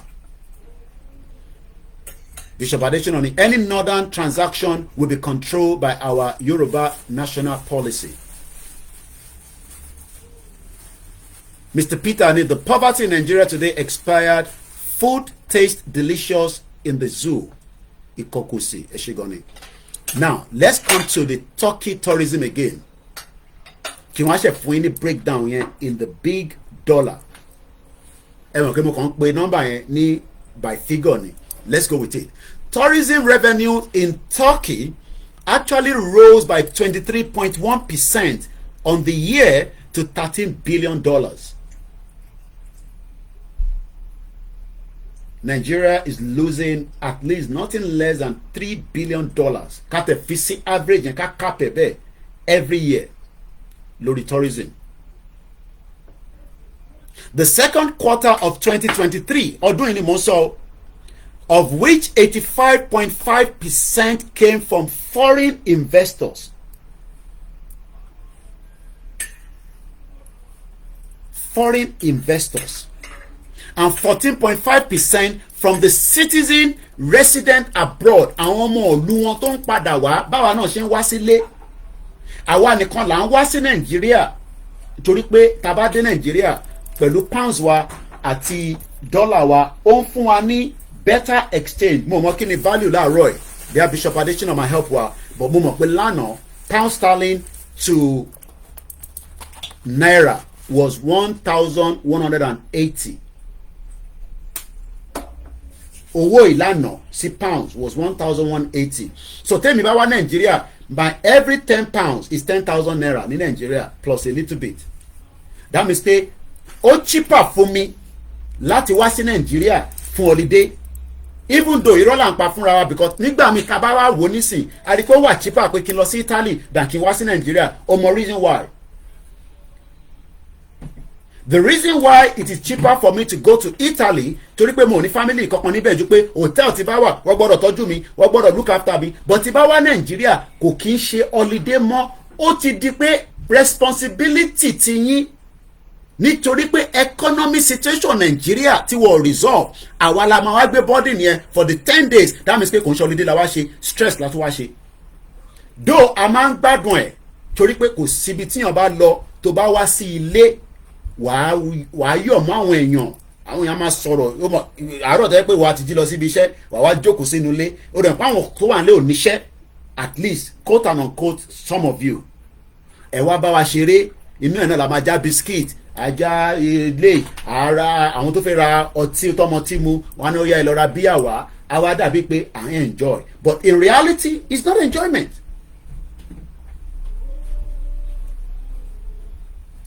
Ṣé Ọ̀ṣínbàjò nìyẹn lè sọ pé he spent the past 7 years in regretting his decision of supporting Buhari? That is my reason.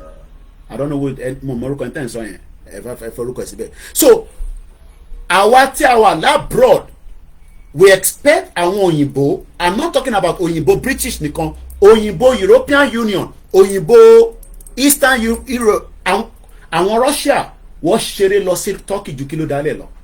Tẹ bá pàdé wọn ní airport, ọjà tó ń rà kò ń ṣe kékeré rárá, because kò ń ṣe pé wọ́n tún lọ fún tourism àbí wọ́n lọ ṣe as a tourist, wọ́n tún lọ ń rajà ní Turkey. So Nigeria should have been the hub. Lóòótọ́ the African countries are coming to Nigeria. Tó bá dé Alábà lẹ́ni nísìn, tó bá dé Computer Village, wàá máa bèrè pé akílódé gbogbo èrò tó pọ̀ yìí. It's because Nigeria jẹ́gẹ́ bí hub. Àwọn kan fi wá ra plum tomato, àwọn kan fi wá ra iyọ̀, sugar, nítorí Dangote ń produce ẹ̀. Wàá kó jáde, wàá lọ tà, wàá jèrè, wàá tún padà wá.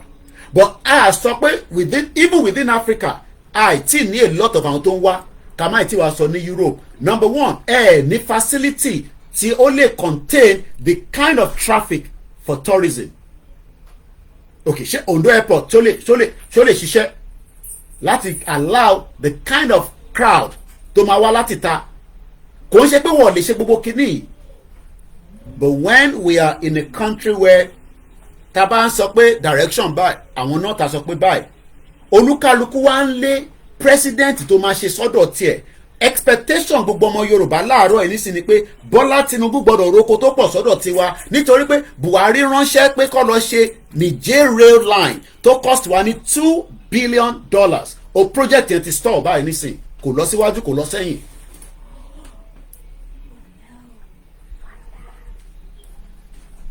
Ní Turkey táwọn èèyàn lọ lọ sọlidé nìkan, tó bá Turkey ló máa lọ, ibẹ̀ lọ ti ń ta kíní tẹ̀ ń rí, wọ́n lo burúkú blue eye.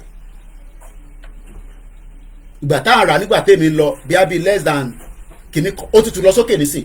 Ṣé wàá mọ̀ pé lẹ́nì owó wọn ti kódà inflation tó ń bẹ ní Turkey láàárọ̀ yìí kò ṣe máa kó rárá. Oh yeah, Tinubu gbọ́dọ̀ keep quiet. Tó bá ṣe jù bẹ́ẹ̀ lọ, fẹ́ kó débẹ̀. Buhari ò fẹ́ kí Tinubu débẹ̀. Ìyẹn ni Tinubu ṣe sọ pé èmi ló kàn. Ó dẹ̀ ti kàn báyìí. Bí Turkey ṣe wá wà láàárọ̀ yìí, àwọn ọmọ ìlú wọ́n sì ń jẹ oúnjẹ mẹ́ta at least. Bọ́ọ̀bá lè jẹ proper food, wọ́n ń jẹ bread, wọ́n dẹ̀ ń jẹ cheese, wọ́n dẹ̀ ń jẹ tomato. Oúnjẹ mẹ́tẹ̀ẹ̀ta yẹn wọ́n fi ń ṣeré ní Turkey. Why are we saying this? Our expectation now is that Bola Tinubu, the president of the Federal Republic of Nigeria, is currently at the G20 that is coming up from tomorrow. And in G20, sọ ni pé the 3 major things, only health. Kí ló ń fún wa ní depression ní Nigeria? Okay, Mr. Taiwo Ṣégani. Mo kí gbogbo ẹni tó wà lórí TikTok. Àwọn kan ní àwọn tọ́katọ́ka. No, àwọn ṣe tọ́katọ́ka. journalist làwa. My job is to bring the event happening around the world and link it with Nigeria and see why Nigeria has failed, because gbogbo pa n ṣe tourism yìí ó yẹ kí Nigeria ti wà ahead, ó yẹ kó ti develop gbogbo tourist. Ebi ẹ wo bí kan tí ṣòwò rẹ lọ bí a ní Kaduna, ẹ wo bẹ̀rẹ̀ bó ṣe beautiful, but ṣé ìwọ lè ṣeré lọ Kaduna nísìn pẹ̀lú wọn jíyàn gbé? These are reasons. Mo ń sọ̀rọ̀ pé terrorist tí ẹ bá fi pé mo ní Tinubu ti failed by not declaring them as full-blown terrorists. ó sì ń fọwọ́ pa wọ́n lára, ó ní bandit ni wọ́n, ó dẹ̀ ti ṣe 3 months already by. At least Tinubu ti ṣe 100 days.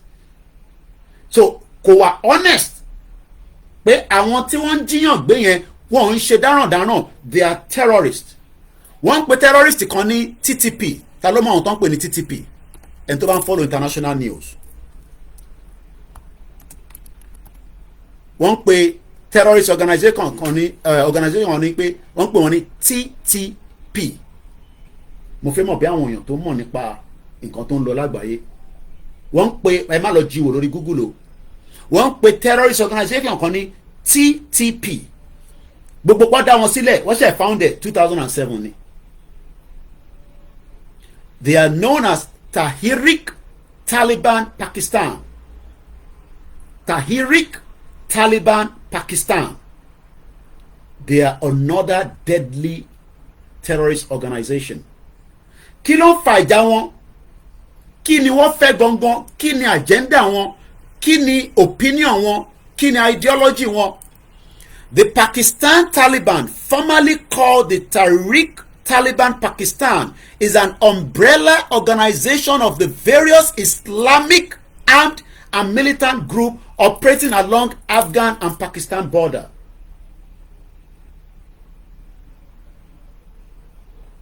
Their headquarters is in Afghanistan. They are very, very deadly. Ṣé mọ̀ pé the total value of weapons America abandoned sí Afghanistan is close to $10 billion. Àwọn weapon yẹn nísìn, àwọn Afghanistan wọ́n ta AK-47 kan nísìn ní $130, wọ́n ta MG ní $2,400. So Afghanistan have now become another market tó ń ta weapon. Àwọn TTP yìí tí a bá ní a fẹ́ Nàìjíríà tó ń ṣiṣẹ́ tó máa fún wa ní tourism, can we protect the tourists coming into the land?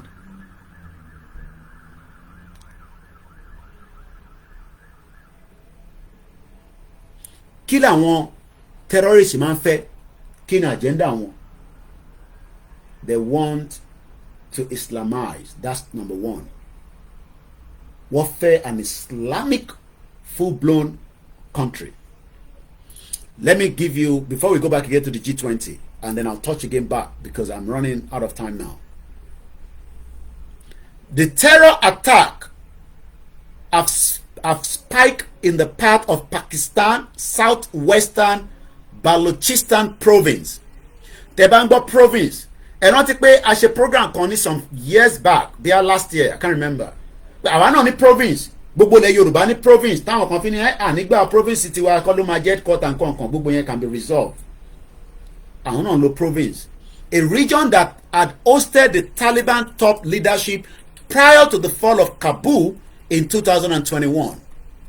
Since its formation in 2007, the TTP, known as the Tehreek-e-Taliban Pakistan, the deadliest of all the local militant groups in Pakistan, has largely operated, conducted its terror attacks in the northwestern province of Khyber Pakhtunkhwa, the tribal areas bordering Afghanistan, the southern port city of Karachi, and some part of the eastern Punjabi province. Just like báwa náà ṣe ní problem nílẹ̀ Yorùbá, mostly in Ondo state. Tábà ní terrorists ń wọlé Nàìjíríà nílẹ̀ Yorùbá, a máa mú Ondo, a dẹ̀ máa mú Òkè Ògùn.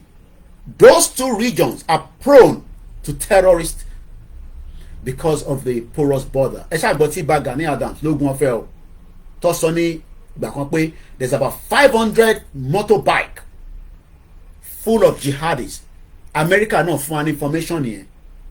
So we hope that President Bola Tinubu will do the needful to protect Nigerians. So number one, you cannot get tourism in Nigeria. That is a no-no. Àwa tá à ń wálé tájọ́ ọmọ Nàìjíríà nìkan la máa wá. Ẹ lè rí ará àta tó òyìnbó tó bá wá kò ń ṣe pé wọ́n kì í wá. Ẹ bá dé Nàìjíríà nísìn lẹ́ẹ̀kan kan ẹ máa rí wọn gan láàrin ìlú. Bẹ́ẹ̀ ni òyìnbó lẹ́kìtì kí ló wá ṣe? Ẹ̀gbọ́n mi ọmọ gbọ́ láwọn bọ́ sọ pé provincial government is like local government or boroughs here in London. Àwa ń pè ní the London Borough of Southwark, the London Borough of Haringey, the London Borough of Hackney, the London Borough of Tower Hamlet. And in Yoruba land, we have 191 local government. Forget it. Yoruba, that region of the 191 local government is not prepared to accept tourism. Nítorí pé Nigeria cannot give you that. Even Tinubu cannot give it to you in 4 years to start with. Until recently, the outfit mostly refrained from carrying out attack in Pachun populated area. So these are another known terrorist organization. But ṣé mọ̀ pé lára àwọn tẹ̀ ń rí ni wọ́n train ni wọ́n padà wá sísàlẹ̀ ẹ̀mú yẹn padà síbẹ̀. Ẹ jẹ́ ká padà sí Turkey lẹ́ẹ̀kan sí ká tó padà sí G20. The average expenditure tí bá lọ Turkey nísìn mo gbọ́dọ̀ náwó. Kò sí bí ṣe fẹ́ save owó mo máa náwó. Why? Nítorí pé per night of a visitor departing from Turkey was $112.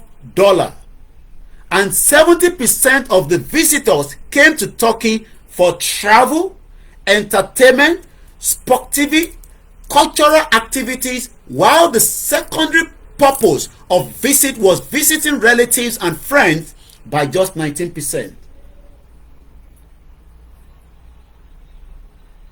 So today, how many percentage foreigner ló ń wọ Nigeria for tourism?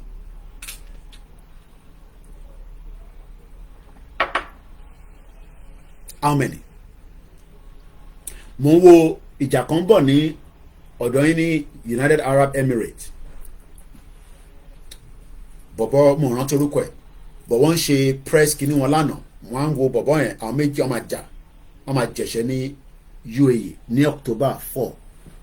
Mo mọ̀ bí i Twitter máa gbé advert because kò mo ṣe rí advert kí tó lọ sùn. Ti bá rí advert yẹn àbẹ́ni tó bá dẹ̀ràn ẹni tó bá mọ̀ tó bá wà into boxing. Mo orúkọ ẹni tí mò ń sọ anyway. But there's a fight coming up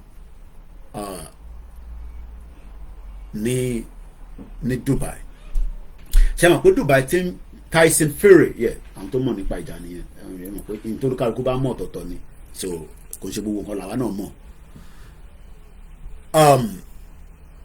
Ṣé mọ̀ pé Dubai wọ́n ti ń dọ́gbọ́n nísìn wọ́n máa bẹ̀rẹ̀ sí play gambling níbẹ̀. Wọ́n ti announce officially o but wọ́n ti ń ṣètò díẹ̀díẹ̀ tí because wọ́n ní wọ́n ń lose owó tó ẹ̀kọ́ rí fáwọn tó ń gamble. O ti gbọ̀ngàn tí mo sọ Dubai is an Islamic country. Wọ́n ti ń prepare pé gambling will become normalized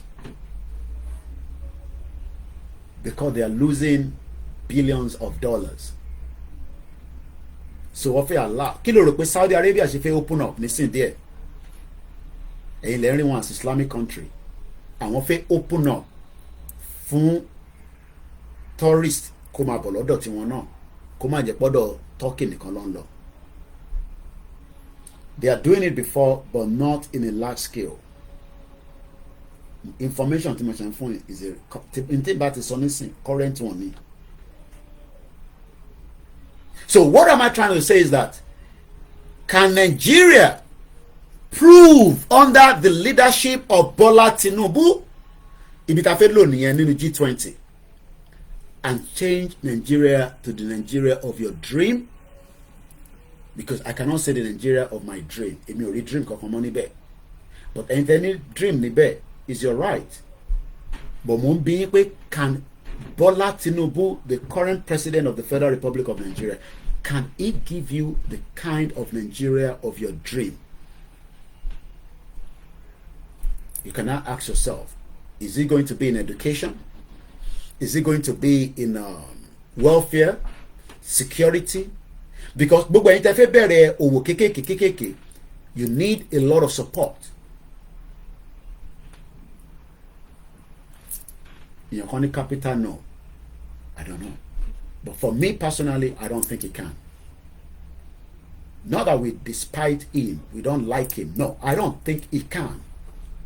What he's going to do, Moridele Alake, Lano, Australia, I want to sign a partnership. Also, èyí tí Australia fẹ́ ṣe fún wa, but kò sọ kí Australia fẹ́ gbà ní nǹkan tí partnership yẹn mean. Only àwọn Nigerians máa lọ ṣe training. When it comes to mining, Australia is the best in the world. It's good that we train more Nigerians in that sector. But kí ni Australia fẹ́ gbà in return? Though ilé ayé is about give and take. Now tí Délé Aláké bá ṣe gbogbo yẹn tó tẹ̀ bá wa push àwọn ọmọ Nàìjíríà tó jẹ́ ọmọ Yorùbá bá wa rán wọn lọ sí kó lọ train. Tí government bá tún change, ṣe fi pé Délé Aláké máa wà níbẹ̀ as a minister of mining. Ṣebí Tinubu ti yọ gbogbo àwọn tó wà níbẹ̀ nísìn kò tẹ̀ yọ wọn anyway. Ìgbà tí Buhari ti lọ everybody wọ́n ti lọ. Ṣé lórí ẹgbọ́n nípa Rotimi Amechi mọ́ nísìn ṣe gbọ́ pé Lai Mohammed ló ń ṣe information minister? No, it's a new set of new ministers. And each one of them will say they are going to perform. And we expect them to perform anyway, because they have to perform so that you can have a better life. Somebody said there's nothing of continuity in Nigeria. Even within the state. Amosun àti Dàpọ̀ Abíọ́dún àwọn méjèèjì wọ́jà pa l'Ogun State. Torí Amosun support Dàpọ̀ Abíọ́dún. Akinlade ló support. I was in Ogun State in that election. Gbogbo pé support tí ó yẹ kí APC member Amosun kó fún Dàpọ̀ Abíọ́dún kò fún Dàpọ̀ Abíọ́dún. Akinlade ló fi gbé fún. Let's go further because I'm going to start winding down in a minute, not too long more.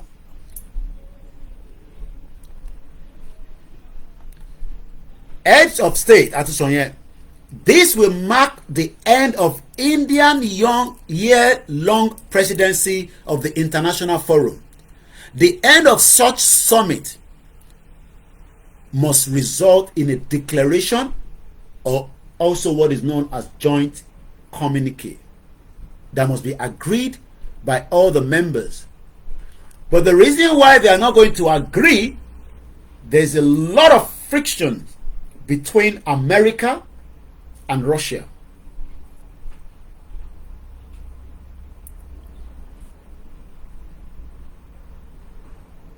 Ṣé ECOMOG ní United Nations troops orúkọ tí mo wá lẹ́ǹkan nìyẹn? I can play a bit of that. I was sitting and watching the United Nations Security Council. It's good to watch those things, especially àwọn olùtọ́ máa ń bára wọn dàyẹn. Irú Russia. The world is very funny. As a diplomat, pẹ̀lú bí America àti Russia ṣe ń bára wọn jà, wọ́n lè lé àwọn diplomat tó jẹ́ Russia representative ní United Nations. Is the world not a very funny place?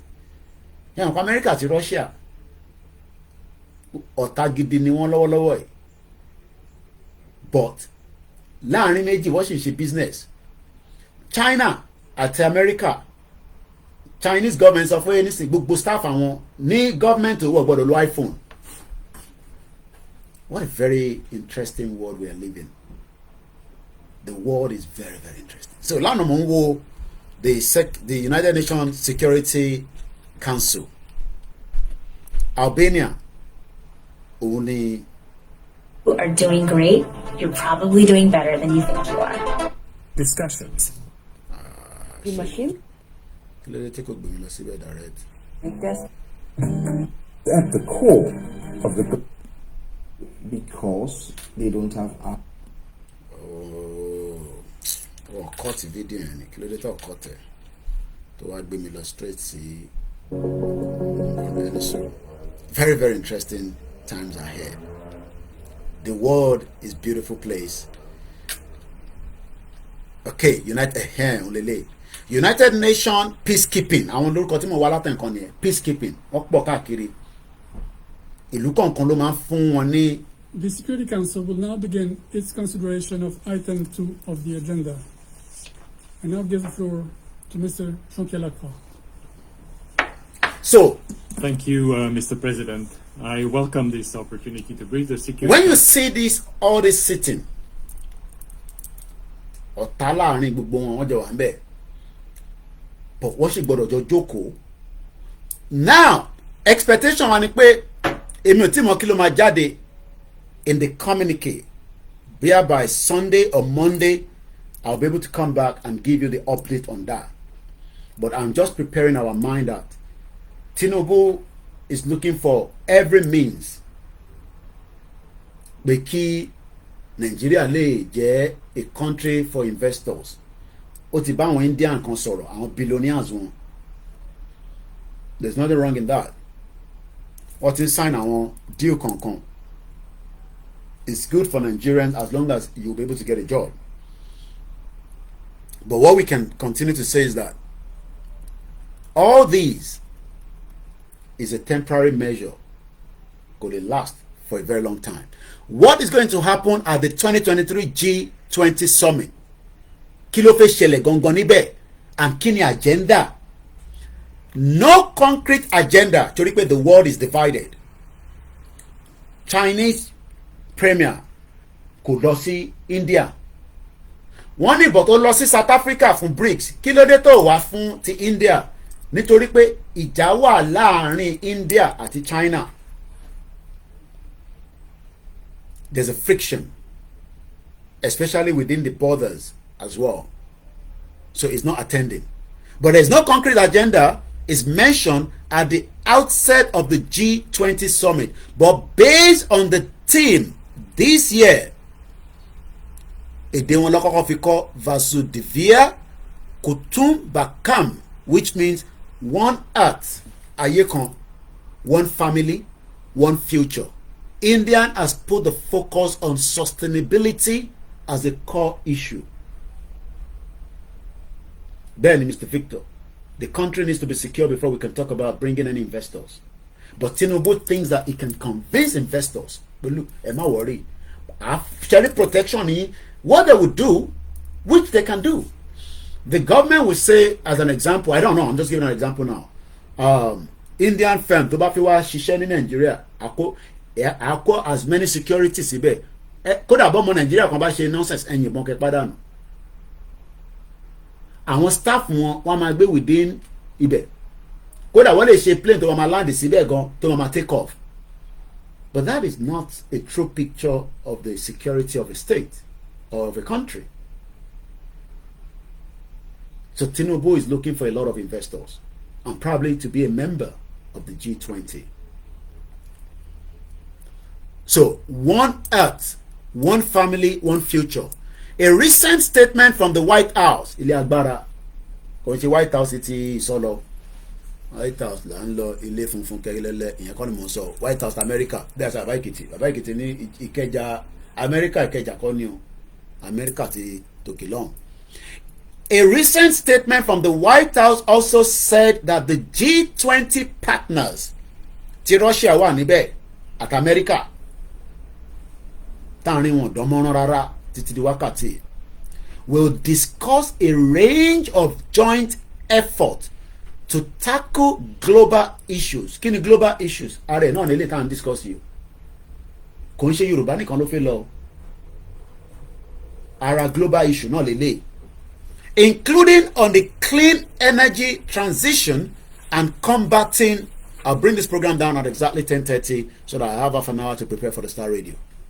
Then the Star Radio, like I said, Monday to Friday, if you're going to be watching it live, you will have to watch it at the Koikimedia backup YouTube channel. I posted it at friend Tebamo, or you can search for WD76 Media. Ibẹ̀rẹ̀ ti máa rí live. Tàbá parí live yẹn la ṣe máa upload because we want you bá ṣe push Koikimedia TV yẹn ẹ jẹ́ ká push the other two media backup wa. Ìkan wà ìyẹn fún ẹ tó bá ní question Koiki bá mi ṣe research lé lórí gbogbo yẹn kò ní ju 10 minutes lọ or less than 10 minutes. So I'm sure some of you have come across those two channels. So America is talking about clean energy transition, combating climate change, mitigating the economy and social impact of the Putin's war in Ukraine. Jẹ́rìí pé America ń tọ́jà. And increasing the capacity of the multilateral development banks, including the World Bank. World Bank is not working for me and you, okay? Àwọn tó ń ṣiṣẹ́ fún ọmọra wọn àti IMF. But the most important is to better fight poverty. Níbo ni poverty pọ̀ sí jù? Africa. Níbo ni Africa? Nigeria. Including by addressing global challenges. Ó pọ̀ rẹpẹtẹ. India has also presented itself as the voice of the global south. Níbo ni Nigeria wà? South Africa ti outshine wa. Nigeria tó yẹ kó jẹ́ ìlú tó máa support so many of the other African countries. It has failed. It has completely failed. So India is now the voice of the global south.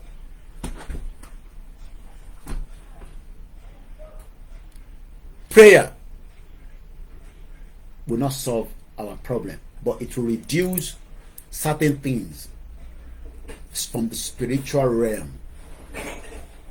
Physical realm ni a ní láti deal pẹ̀lú, and I've told us already, for what I believe in Yoruba nation, that 7% of that have been done, 3% is being held by our politicians. There's nothing wrong in prayer. It fights the spiritual side of things, tari. But in reality, our physical being, báyìí la máa deal pẹ̀lú ẹ̀. Tí bá jókòó kí ni ẹ mo rán prayer kò wá bá yín sọ̀rọ̀, kò make sense. I have to be here physically. Àfi tó bá yẹ pé mo ṣe audio jáde àbí mo ṣe video mo á post ẹ̀.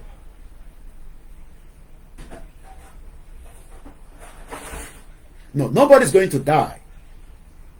But one thing is, the reality is, death is already on our doorstep. That's our Professor Wole Soyinka. Nobody wants to die. Ìyẹn l'Akeredolu ṣe sá lọ sí Germany. Kò fẹ́ kú ni now. I don't pray for anybody to die. No, we don't pray for war. We don't pray for anarchy. But the present situation as the world is today, ìyàn mélòó ló pa nígbà tí wọ́n gbàjọba ní Gabon? Ìyàn mélòó ló pa ní Niger? But ẹ lọ sí Sudan kẹ́wọ́ èèyàn tó ti pa. Ẹ lọ sí DRC ní Congo, wọ́n ń pààyàn bí ṣeré-ṣeré bá ṣe ń bá yín sọ̀rọ̀ báyìí lénìí. Already the life in Nigeria is being taken away. Wọ́n yọ díẹ̀díẹ̀. Ẹ̀mí ń jábọ́. People die around the world. But the difference in Nigeria is because we have not been able to provide the necessary facilities to save lives. Mo bá àwọn brothers mi kan sọ̀rọ̀ lánàá nínú meeting kan tó ń ṣe àwọn tó ní physical challenge. Mo wá ń sọ fún wọn pé nílùú yìí David Blanket kò ní ojú, ajá ló máa ń gbé káàkiri. A dẹ̀ fi jẹ home secretary. Ọmọ tó ń pè ní home secretary. Home secretary is one of the most important positions in this world because gbogbo tó pàjọmọ́ security ìlú yìí abẹ́ ló wà. Wọ́n wá gbé fún David Blanket nígbà tí Tony Blair wà níjọba. Dog guide. Wọ́n sọ fún wa pé ìdí tí Nàìjíríà ò ṣe work fún ẹ̀yin kò tí work fún àwọn àtàjẹ́ people gan sef. So our prayer is not to say we are praying. Yes, we are praying for the spiritual being to change, but physically àwa la máa change it. Whether we are going to die or we are not going to die is not the issue. Nobody prays to die.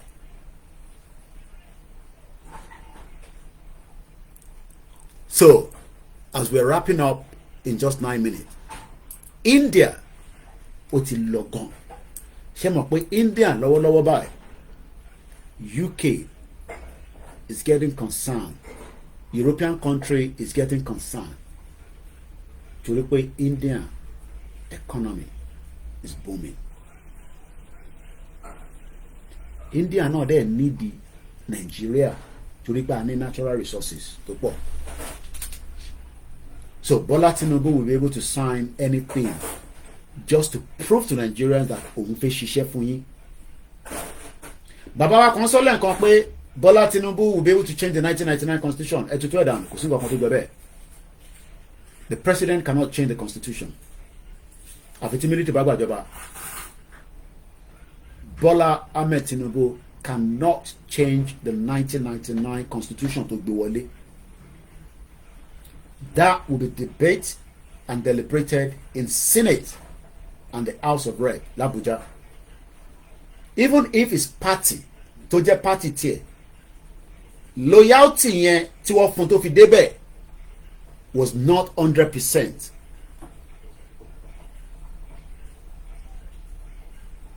Western world don't pray, they plan work towards their lands, invent, renovate, and selfless.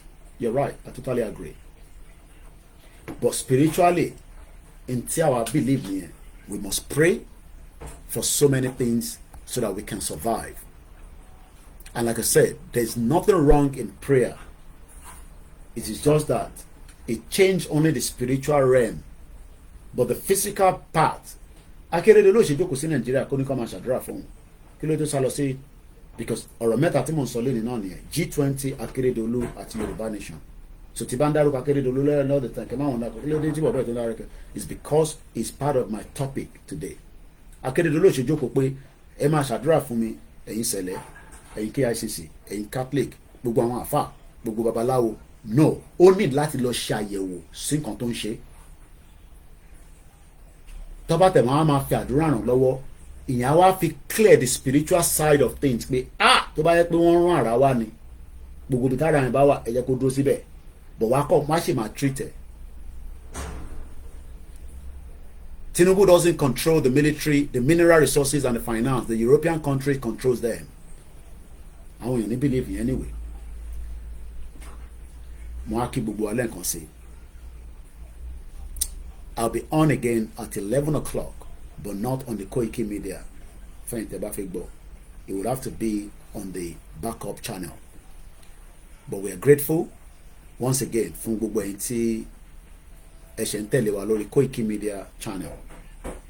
We had 536 new subscribers, but new platform one lọ síbẹ̀ láti lọ follow ẹ̀. I don't know why. I will share the link again, and if you have not done so, just help us to do so. It helps what we are doing, and it also helps what you would eventually see. There's a lot of challenge in Nigeria. We don't expect gbogbo challenge to see. Yeah, the spiritual controls the physical. Benny, Bola Tinubu needs the spiritual side, and I know he's doing that. But the physical side, ni wọ́n lè má jẹ́ kó rí ṣe. Ó yé àwọn tí ó yé. He has actually taken care of the spiritual side. Ọmọ àgbà ni Bola Tinubu. Ó ti take care of the spiritual side of things. So bàbá tẹ̀ sọ pé a fi da gbogbo ẹ̀rù. Òun náà dúró. He took care of the spiritual side. But the physical side, ló ń ṣe lọ́wọ́lọ́wọ́ nísìn. And we are all waiting and see how far it can go. Benny, ìyá mi kan ní, let him work it out physically. He performed very well spiritually. And he must have given something for something.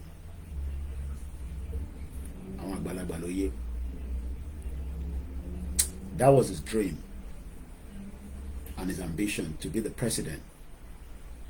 And Yoruba Nation would never stop him. He would have done whatever needs to be done to achieve what he has achieved today. and we wish him best of luck, and we pray for his good health, which is the key to keep him there for the first 4 years. But like I said, 5 names have now surfaced that are ready to take over from Bola Tinubu.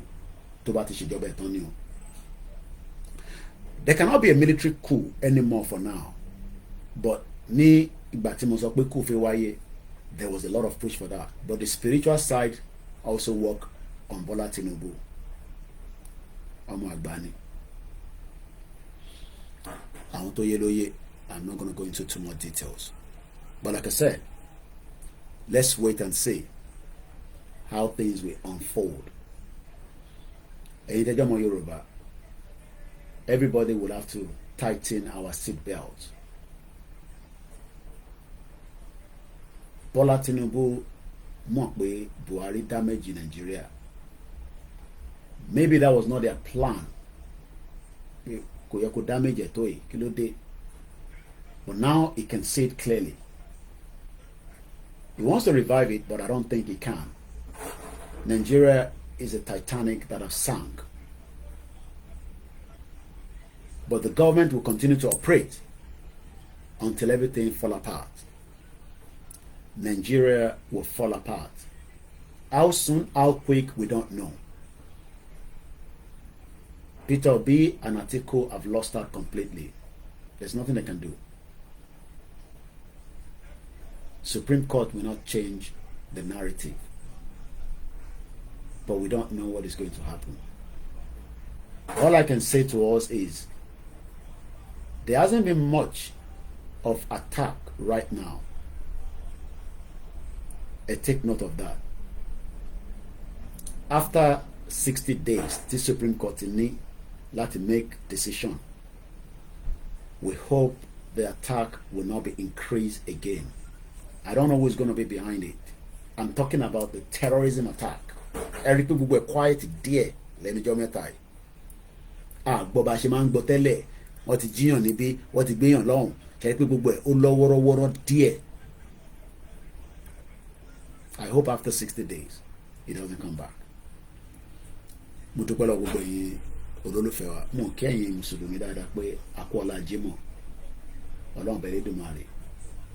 Àwa tá wà níta àtẹ̀yìntẹ̀ wà nínú ilé a máa fi ṣọ́ ẹ̀ṣọ́ wa. No one is perfect.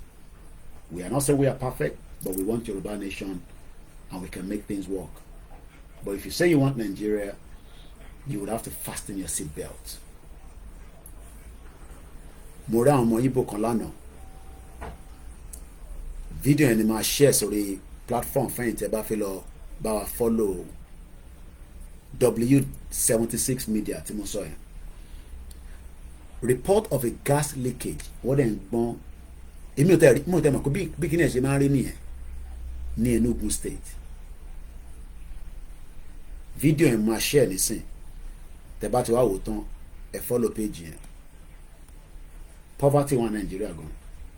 I don't know how Bola Tinubu wants to do it. What the bank on gone kó tó dé. Tó bá yẹ pé Bola Tinubu ló lọ before Buhari, maybe things would have been better. Jonathan was a criminal. Ó bank on gone. Àwọn PDP. Buhari tó yẹ kó checkmate. Lòun náà bá ṣe bí gbogbo ẹ̀ fún wọn. Gbogbo àná là ń rí news yẹn billions níbí billions long. That is how far I can go. So let me share the link. Yes, WD76. So link yẹn ni mo ti share síta yẹn. I'll see if I can share it as well on the TikTok. Màá láti jáde láti wọlé láti share ni. Ẹ̀yin tẹ́ wà nílé condemn yín bu yín. Ẹni tó bá wà lábúrò tó bá ń bu yín ẹni kóun náà padà wá sílé kẹjọ máa ṣe Nàìjíríà. But in terms of the physical will have to solve the problem the spiritual to solve. So I need to be Muki backup team one and the rest of those that have joined me today. So let me share YouTube. Like I said, Iben Latin stream mostly from Star Radio for now. They have to follow program one. Later for many cocktails in load ball. So mo kí gbogbo alẹ́ nǹkan sí o odò agbéwà kò ní gbẹ̀dà mo kí bàbá Akíntóyè dáadáa. If you want to support us, email for the PayPal is musakalam1@yahoo.com and the first bank is 309-680-8848. I do not have any Nigerian number. Tẹ́ni kọ̀ọ̀kan bá ń bá yín sọ̀rọ̀ lórí Nigerian number wọ́n ní Koikimedia fàbóni tí bá ní ìdí kankan mo máa ń jáde physically láti sọ mo bá yàn chat lórí Facebook Messenger mo ń ṣe visa wá sí UK but tó bá wọ UK tó bá ní problem pè wá àmọ́ tá máa ṣe tọ́lọ́wọ́n adẹ́bà agbàkóso èmi ò ṣe visa o is it WD76 yeah media ẹ gbọ́dọ̀ fi media sí màá share link yẹn wá ní sẹ́jẹ́ sáré share link yẹn fẹ́yìntẹ́ wà lórí TikTok máa jáde ní máa padà wọlé so ẹni tó bá ní òun ṣe visa èmi ò ṣe visa o but tó bá dé UK gbogbo problem tó bá ní tó bá pè wá à connect ẹ mọ́ àwọn tó yẹ kó connect ẹ mọ́ so that ìwọ náà wà lè ní stability nínú ìlú yìí máa jẹ́ kíyàn kankan sọ wọ́n pé kéèsì kan kò sí kéèsì tó dáa immigration link yẹn ni mo share yẹn fẹ́yìn tẹ́wà lórí ẹ̀jẹ̀ ń pin ẹ̀mọ́ bẹ́ẹ̀ sẹ́yìn tẹ́wà lórí TikTok so mo ń padà bọ̀ later lórí Star Radio tá a bá parí Star Radio àtúwá jáde àtúnṣe another program mo kí alájà ìrìn ló bá dé mo kí aṣọ ọ̀pọ̀lọpọ̀ Jímọ̀ fẹ́yìn tẹ́wà ń lé ẹ̀gbọ́n yẹn tẹ́wà ní gbà táwọn ọmọ sí ti wá ń tajà ní gbogbo gọ́tà yẹn nígbà tí business ṣì ń lọ gbogbo business àwọn ìyá yẹn kàn pàtẹ́pàtẹ́ ní ọ̀rẹ́ ní rajà kò sówó ń ta mọ́ àwọn tó ń rà ó kò dàbí ti tẹ́lẹ̀ kọ́lọ́ọ̀bẹ lẹ́dùnmarè kó wà pẹ̀lú wa problem wà gan nílé I don't know how Tinubu wants to solve the economy Nigeria to damage beyond control so tí Tinubu bá dẹ̀ san debt wa ẹ lọ ìlú kan wà tó ń pè ní Venezuela ẹ lọ wòlú yẹn wọ́n ní epo tó pọ̀ bọ̀ ìyà ń jẹ wọ́n gan Venezuela nílùú yẹn wọ́n ní epo tó pọ̀ bọ̀ ìyà ń jẹ wọ́n so Ọlọ́run wà pẹ̀lú wa so yẹ kí n lọ prepare Star Radio mo kí gbogbo Allen kan sí Allen Conde thank you so much and the rest of you ó gbọ́n dáwà lórí TikTok yes he needs to pay the debt tá a bá ti san debt wa problem ni o èmi ń ṣe financial person but tẹ́mi kan bá jẹ gbèsè mi gbọ́dọ̀ èmi náà àwọn náà jẹ gbèsè nílùú yìí gbèsè kí là ń jẹ gbèsè gas gbèsè electricity wà máa san díẹ̀ tó o bá ti san tó bá dé stage kan owó yẹ pé tìlú yìí a lọ gba court injunction ẹ pé abroad ṣì ní kíní díẹ̀ ní so I don't know it has really damaged so ẹ jẹ́ ká lọ kí n tún lọ refresh there máa wá fún TikTok and the Instagram but for now shout out to everyone. Thank you so much. Koikimedia bringing the world closer to your doorstep. Have a very good morning. Bye for now.